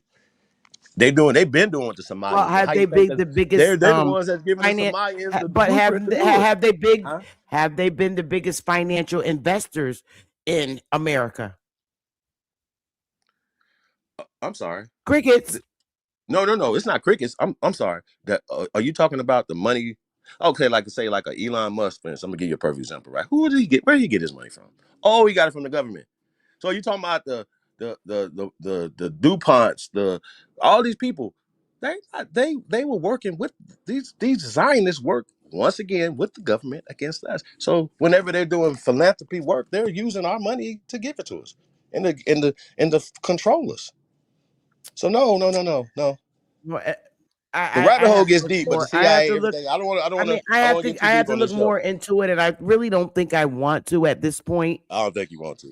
It's just this that rabbit hole gets deep and it's dangerous. I think what's bothering me the most. Okay, I think what's bothering me the most is when I continuously hear people saying things about Jews. I'm like, wait a minute. I have not had that experience, and I don't think a entire population of people should be persecuted like that. Okay, we have That's true. we have a small select That's few 100% fact. of people in our community that are committing the same things in every race. So to apply everything that a small group of Jews are supposedly or allegedly doing, I have a problem with that, because that's not. So I mean, I'm if you look at specific though. but Chief, if you look at every race across the United States, okay, I mean, across the country, period, all the countries, right, that are here, because every country that's in the world is here in the United States. And in every country, there's a very small few that's doing things not so pleasing to people. Okay. That's in every race and every culture. We have a percentage in our race that's doing a thing that I'm not happy about. Okay. And one of the biggest things in our community that I hate is the involvement in drug selling and shit in that nature. So now we move from our community. Now let's go to another race. You just mentioned the Jews. Okay, there's a small population from across the other side of the world that's doing something not so great. But does that make me have an attitude against all Jews? No, it's not going to happen. And the same thing with Italians. There's a small group of Italians that's dictating. So it happens in every race. And I'm not just going to put it all on the Jews. I can't do it. And I won't do it. So this is why I didn't say a people or a religion. I'm saying a system. Like, okay, we understand what the Democratic Party is, right? But it's made up of a lot of different people, correct? Asians, correct, pale skins, copper colored people, right? Same thing with Zionists. It's Chinese Jews. It's Ugandan. You know what I'm saying? So that has nothing to do with it. And and they still treat those different people with it's racist, because the people that we're talking about that went into Israel, Israelis, and you could be a Christian Israeli, agnostic. You don't have to. You could be like Vlad, you atheist. So that doesn't make him a Jew. Jew is not a race of people. I just want to say this for everybody that's listening. The Zionist that you speak of, is this a lifestyle or a culture of people? I want to say a system, a cult. Okay, we got cults all over the place. Yeah, I'm not saying I'm saying behind every great crime, they fingerprints is on it. Period. In the last couple hundred years, at least, their fingerprints is on it. This is the part where I'm every not crime, everything that you see, absolutely this is everything the part that where you I'm see, they not so educated in, and I swear I'm not going to waste my good research on looking for bad things in the culture of a people. I swear I'm just not. Right now, all I want is our next president to be very strong and stand on not allowing the power we have over the entire Western Hemisphere to fall. That's all. That's my interest. I'm not going around looking for Zionist people that are mean. It's just not my importance, because right now there's issues going on and shit trying to be slipped through the back door, and I just want America first. Getting into all of that Zionist stuff and things that people talk about with AIPAC, I want no involvement. I don't. There's enough people in there doing that. That's not my concern. The most important part to me is keeping America great. And yes, I got my Trump hat. I'll wear it the next time I come live. I'm into making America great again. Seriously. And keeping it great. That's what I am. Not going into all the Jew and Zionist stuff, because it's not important to me. Let other people deal with that. Here's the thing. I do not hold anything against Jews, and I will not, because I don't have a bad Jew story. What? Being a Zionist has nothing to do with being a Jew. being Israeli But has y'all nothing keep to do with blaming being that Israeli. on the Jews. I keep I hearing never people said the blame word. it I on. never said that. No, I not never you, said that. but throughout media, and I'm like so tired of it. So what? The president I mean, the and people that our speak on leaders. it though, are, So what? Our leaders go over to Israel and kiss the wall. So what? I might have to no, do they need to that be kissing our ass. They when need I to be get coming enough. to our communities kissing our ass. I'm Oh, we can saying say that in better terms, it's a. maybe. If you're saying We America don't have first, a. then they Do shouldn't be we have going a over there wall for doing that. people to kiss and leave little Yes, pieces of paper with bad they can come sins kiss on it? my ass first though. They Oh come no, kiss that's my not ass first. nice, Chief. No, No, no, that's no. not nice. Hold That's on. not They go nice, kiss Chief. Netanyahu ass. Come kiss my ass. Come kiss the president of America's ass first before you go kiss anybody else's ass. Clean up Wisconsin. Clean up Chicago. Clean up LA. Clean our stuff up. Get our people out these streets. That's what I'm Well, saying. maybe So if we yeah. make the right negotiations, maybe they No, will come everybody need over to and kiss kiss our our ass. walls. How about that? No, Instead of they're going not over there coming to kissing. kiss. They're not coming to kiss your butt, Chief, because you Why not? Somalian. You might be a No. Somalian. Let's keep it real. Let's keep it real. Netanyahu and them, they go kiss everybody else's ass. Come kiss our ass. Come kiss our ass right now. How about that? Kiss our ass before y'all go kiss anybody else's ass. And look, you remember the Tea Party? You remember the Tea Party, right? The Tea Party birthed MAGA. Okay, the Tea Party held they politicians accountable. Said you're gonna sign this thing right here. If we support you, we get you in office. You get in there and you start talking about Israel first. We're gonna come see you. You're gonna sign this thing right here to make sure that it's America first and not Israel first. We're gonna make sure. So I don't see JD Vance doing any of that, and I don't know dude's all his record, but anything I ever heard of Hawley, Well, whatever, he is he do be preparing going for hard. president. Who you talking about, Holly, right?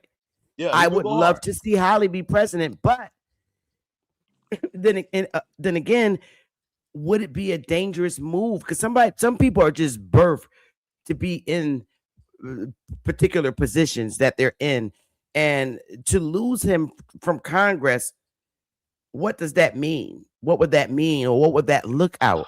What would that look like? Is Josh Hawley replaceable in Congress? He would definitely he would be great for both positions. Now, I haven't did a lot of studying on JD Vance, and that's what I'm going to start doing. I'm going to start listening to some of his speeches because I never really get to hear from him. He's so quiet. He's probably the most quiet vice president I ever heard of. Seriously. So Yeah, that's probably right. But I think Trump takes so no, but much see, of. I'm saying positive things about the J word. I'm not saying anything negative about Jews. I will not do that, and I refuse I to. have And never said my nothing channel negative knows either. that. Yeah, we don't say any negative things about other races of people. We're just talking about what's going on in the media. But I did pull up something that said JD Vance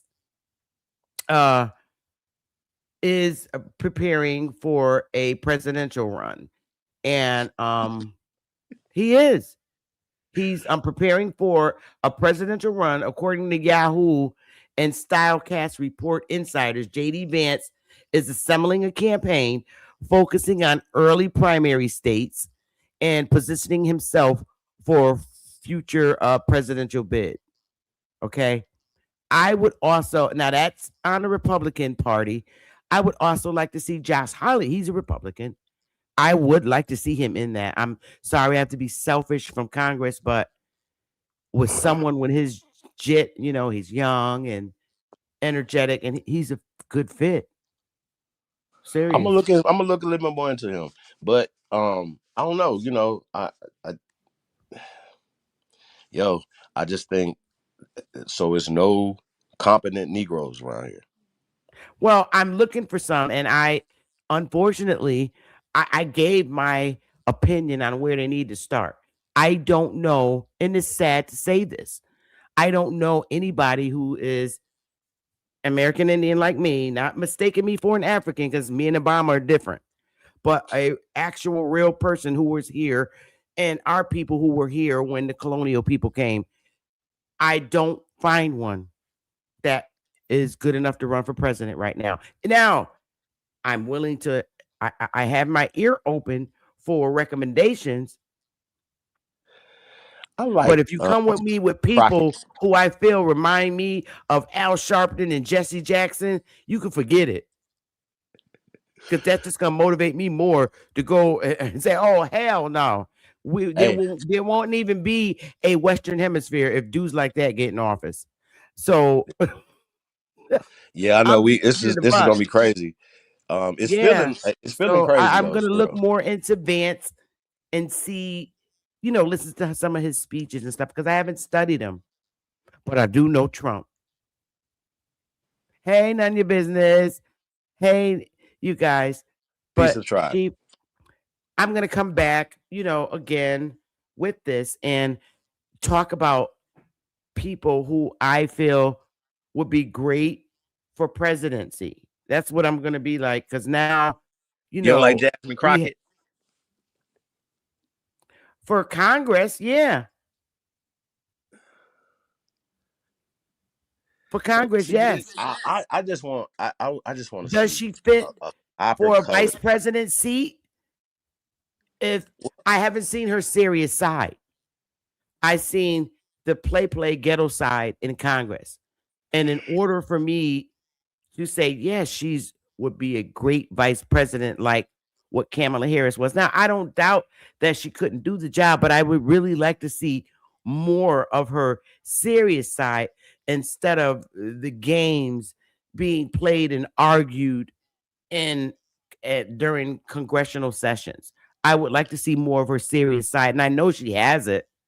Well, I do, but right now she's playing around in Congress, having these debates, and I was very shocked when Marjorie Greene stepped down because she owns a construction company and need more slaves to work and all this stuff. So she steps down after hardly supporting Trump.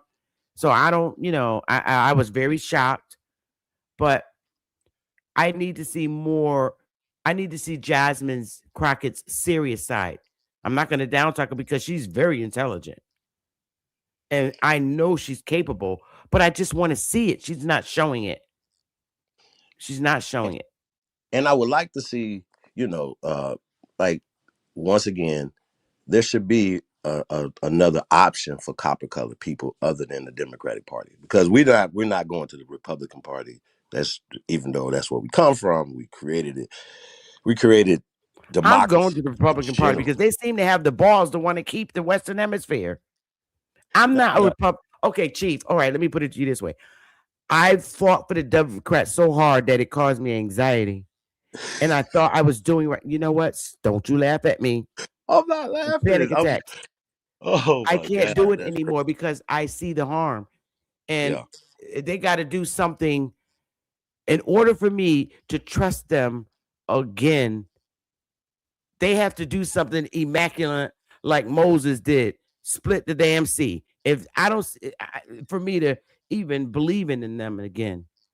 I don't think it's possible. I've been hurt. I've been harmed so bad to my soul by Democrats. They would have to prove to me that they split the sea like Moses did with a cane. That's the only way I'll believe that a Democrat will turn around and be right to the people. But right now, I'm what my former ancestors were. I'm a Republican. I'm a Republican. Democrats are definitely working. You shut up, Indian radio. She's saying shame, shame, shame. Hey, no, listen. The Democrats are lock, stock, and barrel with Israel. Period. They're not going to say anything against them. They're not anything they want to do. Have you noticed that? Like, okay, how about this? So you're telling me that no Democrats have a problem with any of the Palestinians or any of the stuff that's going on? None of them come up and say, hey. I don't know. I left the party when I first when in Trump's first campaign. I was gone. I left the party literally.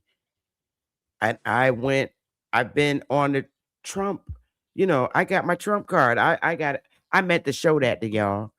my Trump card. I got a Trump card. Remember the little gold Trump cards that come in the mail? I do got one. But I left the Democratic Party after my whole life being a Democrat. When Trump came in office is when I became a Republican. So you Prior think we to should that, be Republicans? I was born. That's who we originally were. And that's why we have a hard time not understanding things, because we're not in the party that we originally were. The South was the Republic. We were not Democrats in the South. We were Republicans. Martin Luther King was a Republican. We were originally Republicans. And this behavior that Trump is exercising is very much what we were. That's why I resonate with it. Now, I don't mean causing harm to people. I don't like that. But our mindset was very Republican because we were about business. And Trump has a business mind. He is a businessman. And we needed a business president. We haven't had a business-minded president in years. And he's the first one to step up to be a business-minded president. And that's the way he rules, with a mind of a businessman. Look what he did.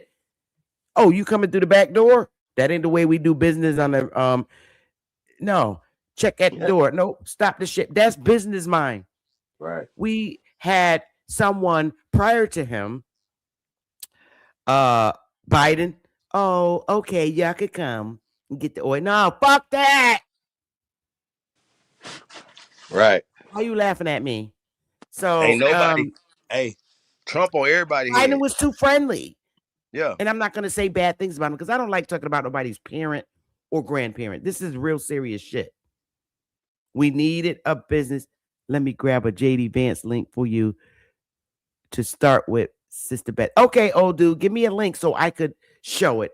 We got a little bit more time, and then I'm going to close out, Chief, because I want you to come back and vibe with me, because my next build is going to be about who should be the next president, and that's going to be a long segment.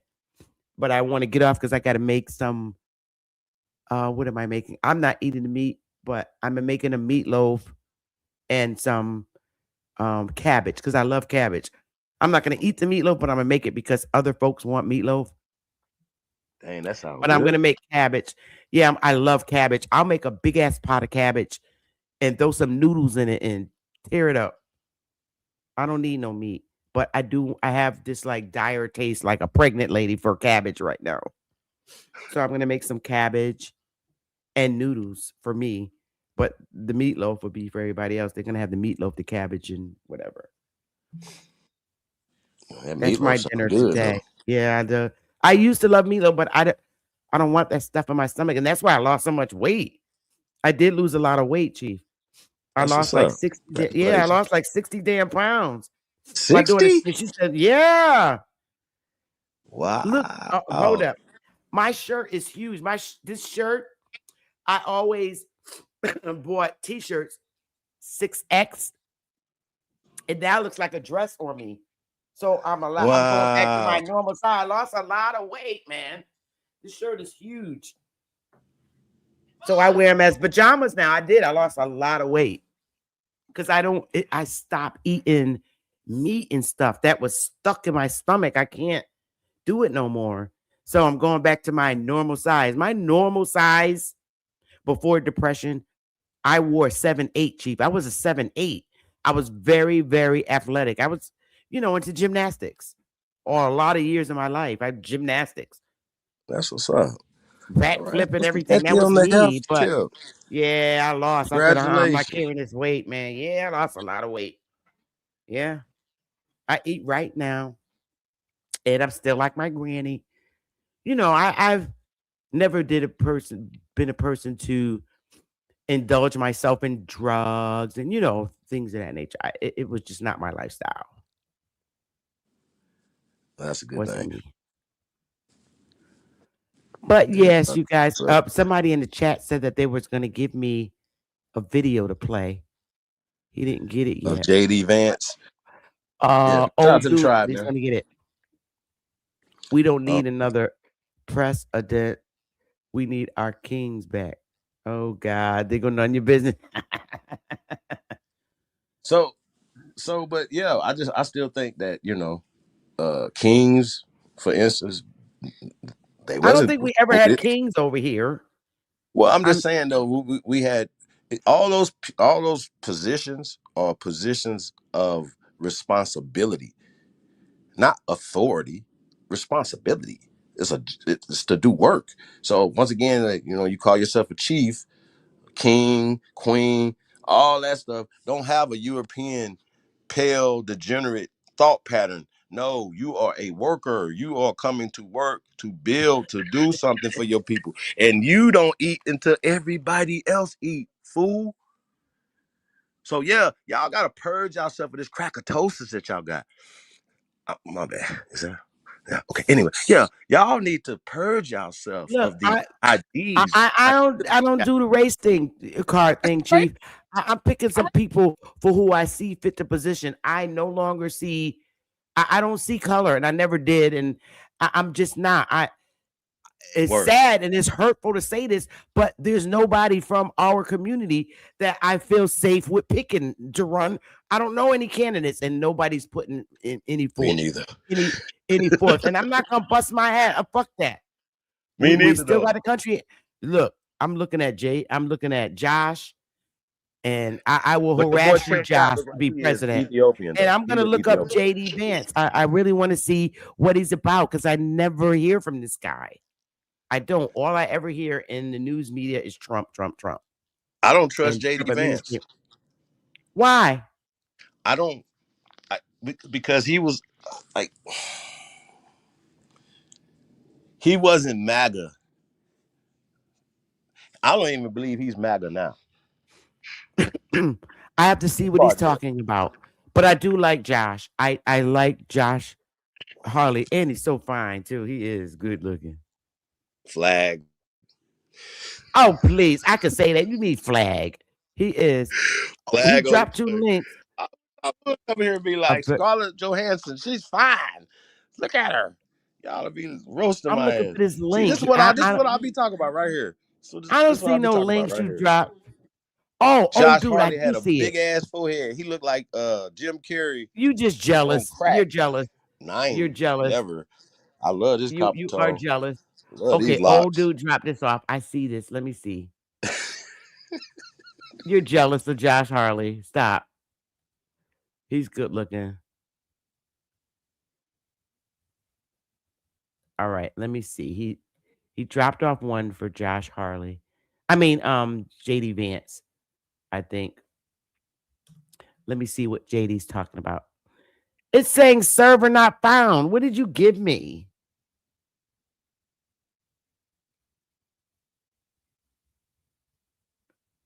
Oh, dude.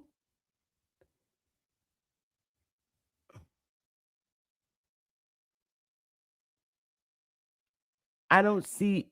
Oh, dude, I put this in here and it's not working. That link you gave is not working for JD Vance. Let me see if I could do it this way. Nope, it's saying save answer not found. I don't know what you put in there. It's not working. I even clicked the link and it's not working. All right. This is something came up, but there's no video. I want to see him talking. Oh my God. Do I have to do? See, I have to do everything myself. You want something done right, you got to do it yourself. Let me go look for a quick video. I was trying to get out of here, y'all, because I got to get my meatloaf on the stove. Let me see. JD Vance. Conference. Let's see. Okay, this was 2 days ago. Okay, I got something on him. Let's see what we have here. Let me bring it over here. I'll have to study him and see what he's about. Hang on. Get it out. Administration stand fully behind the heroic men and women of ICE and will All right, here we always go. uphold an Here we go. additional important announcement on this front. So please, Mr. Vice President, will be joining us now.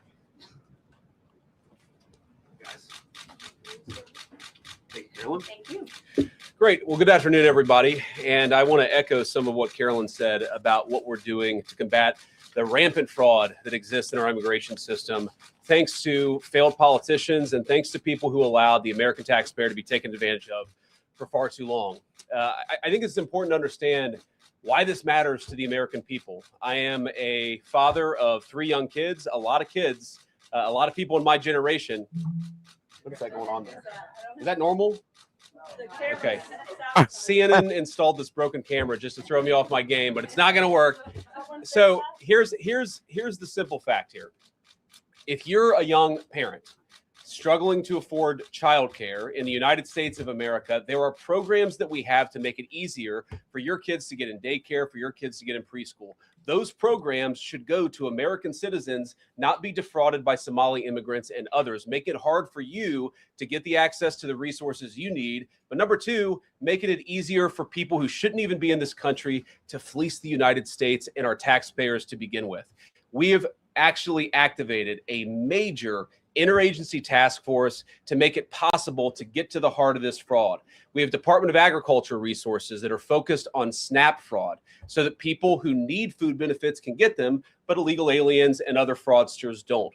We have over 1,500 subpoenas that the Department of Justice has issued to get to the heart of the fraud ring. We've done almost 100 indictments, mostly Somali immigrants, but also a few others.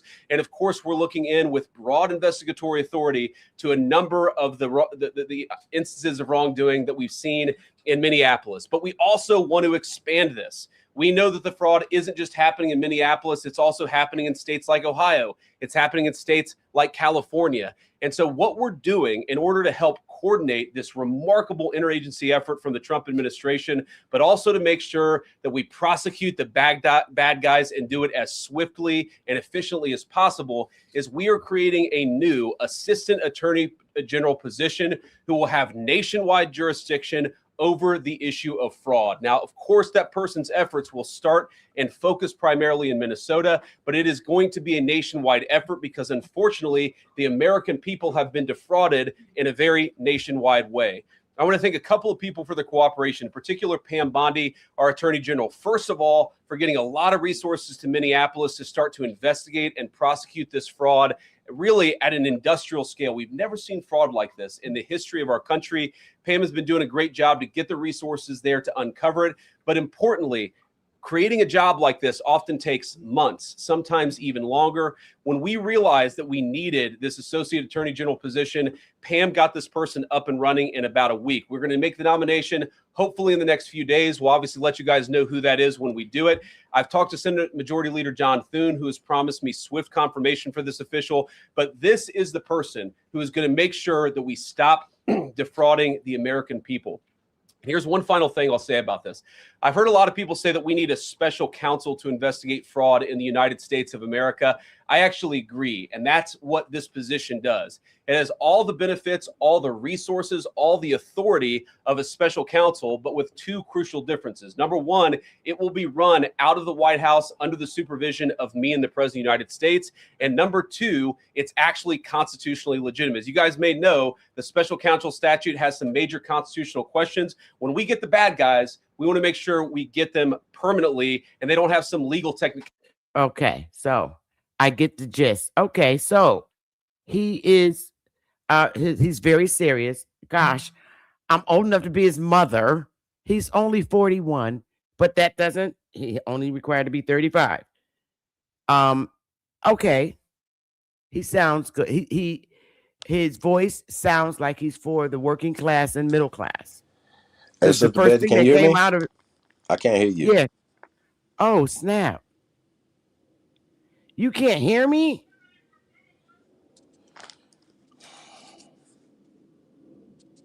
Wait a minute. Can y'all hear me? Mic check, mic check. Can you guys hear Sister Bethy?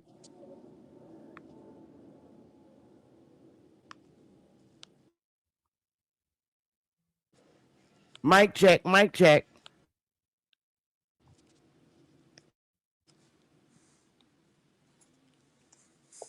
Mic All right, check, I'm mic gonna go check. out and come back. I'm gonna go out. Oh, John Davis said he could hear me. Oh, they hear us both.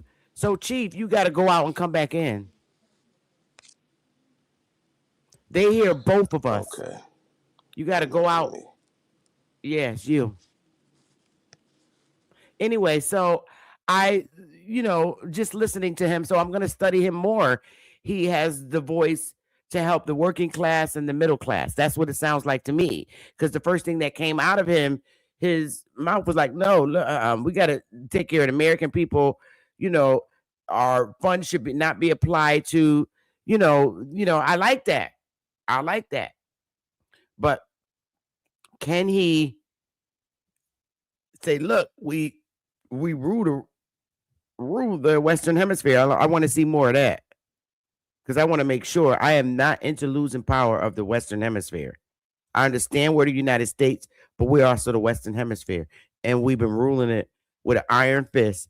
And I don't want that to change. So I'll look more into him. This new position that he's opening up sounds very interesting. I will fall out my bed if they say it's going to be Josh Hawley to fill that AG position. That shit would be funny. I'm serious. That would be something else. So, that being said, it's time for me to end this segment. I've been on literally for 3.5 hours and I had a ball. So I'm going to look more and do some more studying into JD Vance, since he's already been there with Trump, but I never really get to hear him. Oh, there's Chief. He's back again. So, Chief, can you hear me? Yeah, I can hear you now. Okay, so I was just saying I like what I was hearing from him. Trump has been the forefront, and I haven't had a chance to pay attention to Vance. So I got to look into him a little bit more. He's only 41. He's a Leo. See, I be checking everything. He's a Leo. Okay. That's a lady man. So he gonna get all the ladies' votes because a Leo is a ladies' man. He gonna get all the votes from females. So I'm gonna look and do some more analyzing, and the position that the new AAG that's gonna be able to fraud.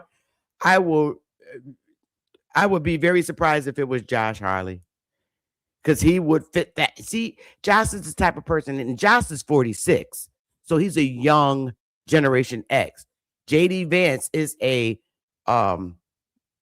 borderline millennial. No, he is a millennial because he's 41, and that's a millennial. He's a millennial, JD Vance. Josh is a very young Generation X. Okay, because he's 46. I be checking everything on people. And so I'm going to look more into it. Get more people involved. Oh, we need to get more involved in this. We do need to get more involved, but we need to get involved from a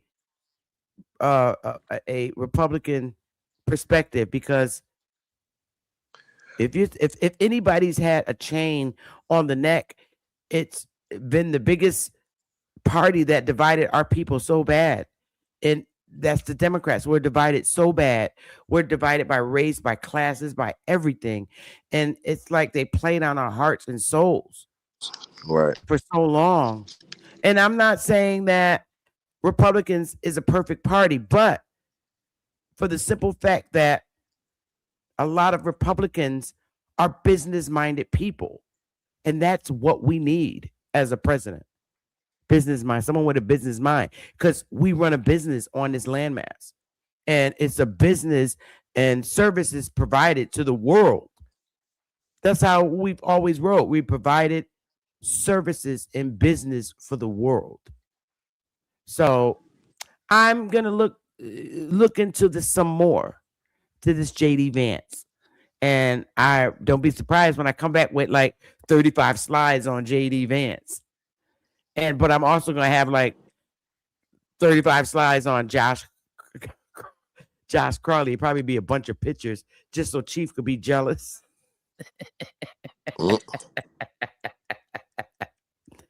of JD Vance. I mean, Josh Crawley, because I really like Josh Crawley. I do, as a congressman and as a personal human being. He's just got that spirit and energy in him where he's just very likable, a likable being. So we'll be back, Chief. Any Well, I'll last tell you this. positive words I that you don't- have for the audience I'm before not I close impressed. out? I just want to say peace and paradise to all American Aborigines. Thank you guys for tapping in. Sister Bethy, you did a great show again today. So I definitely Thank appreciate you. the show. Appreciate you guys tapping in. Yeah. So I already know what we on, man. We talking about tangible things. You buy some real business, real building, hit me up, chiefholiday@gmail.com. Bap is live. Yeah, so definitely let's I'ma get to it. Shout out to everybody though, man. Appreciate you guys, man. Wait a minute. I'm gonna set this up to go to BAP, to be redirected to BAP. Okay. Give me a minute, Chief. Go ahead, talk to the audience for a minute while I set this up to transfer to BAP. Yeah, man. So I see the community. I mean, it's still growing, but there's some things that we need to do, this year.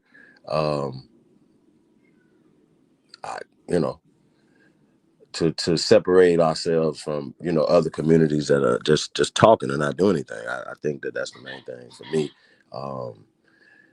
Get more on that side of it, man. Balance it out a little bit. We talking, okay? What are we doing? So I'd rather do more doing than less talking. So that's kind of where I'm at, Sister Bethy. Like I said, I'm gonna holler at you about a few things, but yeah, man, we grinding.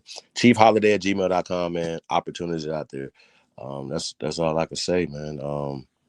There's funding. If you have businesses, there's a lot of things going on, man. So take advantage of the administration that is in there now. If you don't have a business, get you a business or do something, a side hustle, something.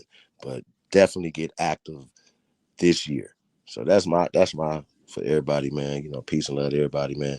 Tap in if you know me, fuck with me. You don't, chiefholiday@gmail.com, man. We out here working. Let's get it. It's the GOAT. Shout I'm out to coming, Sister Bethy. Chief. I'm still trying to get this you still redirect. working? I think I got it. Let me Yeah, shop. I'm trying to get. I think I got it. Oh, here it is. I got it. Oh, phew. How could See I? old dude up in there. Nanya, Engine, Jaleel. What else we got up in here? Niji. All right. All right. So everybody, I love you guys. I am so out of here. I got to get this meatloaf done so I can watch the debate. You gonna watch the debate, Chief? With Yep. Oh, that's gonna be funny. I want to say though, have to I got to say real fast before we go, real fast. I watched the Mhm. Flat Earth debate. Y'all know I rock with Smoke, rock with Wolf. That 60% is bogus. Y'all bogus. That is not bogus. Because a lot of us in there are flat earthers. I'm a flat earther. I But that believe in don't flat mean earth. nothing though. But now It you was messing a me up because debate. I'm a having Brother debate. Sanchez on my channel. He's gonna do a flat earth for me on my channel live. And I love Brown Wolf. And I even said that in there. I love both Brown Wolf and Smoke. So I don't care what but I'm a flat that earther. was biasness though. Like, so you're saying Oh my God. flat earther? No, I am a flat earther and I believe in flat earth. I'm sorry. No, I get you on that. But I'm saying, as a person who watched the debate, even if your beliefs is this, doesn't mean that you still gotta say, you know what I'm saying? That, oh well, even though I believe in flat because earth, I'm a flat Smoke earther, did but not win that debate. I'm sorry. Smoke was reading stuff that we both are that goes Sanchez people, and I've been to Sanchez since I came in YouTube. First off, Sanchez is not a flat earther. He went on Yes, Sinetta's he and is. showed a snow globe. I'm done with you. Excuse me. I'm done with you, Chief. Chief, I'm sorry. Stop. Sanchez He was just in the did. chat. He is a I'll flat tell you this earther. right here. I would come out You know of what? retirement. You gonna make me come play out that the video clouds with you to and him debate debating about Sanchez some damn for flat Earth old bone. You've been mad and at murdering. Sanchez since that debate with you and him about the 1,000-year-old fossilated Oh bones no and no no no stuff. no no. He was out his lane. He was out his lane.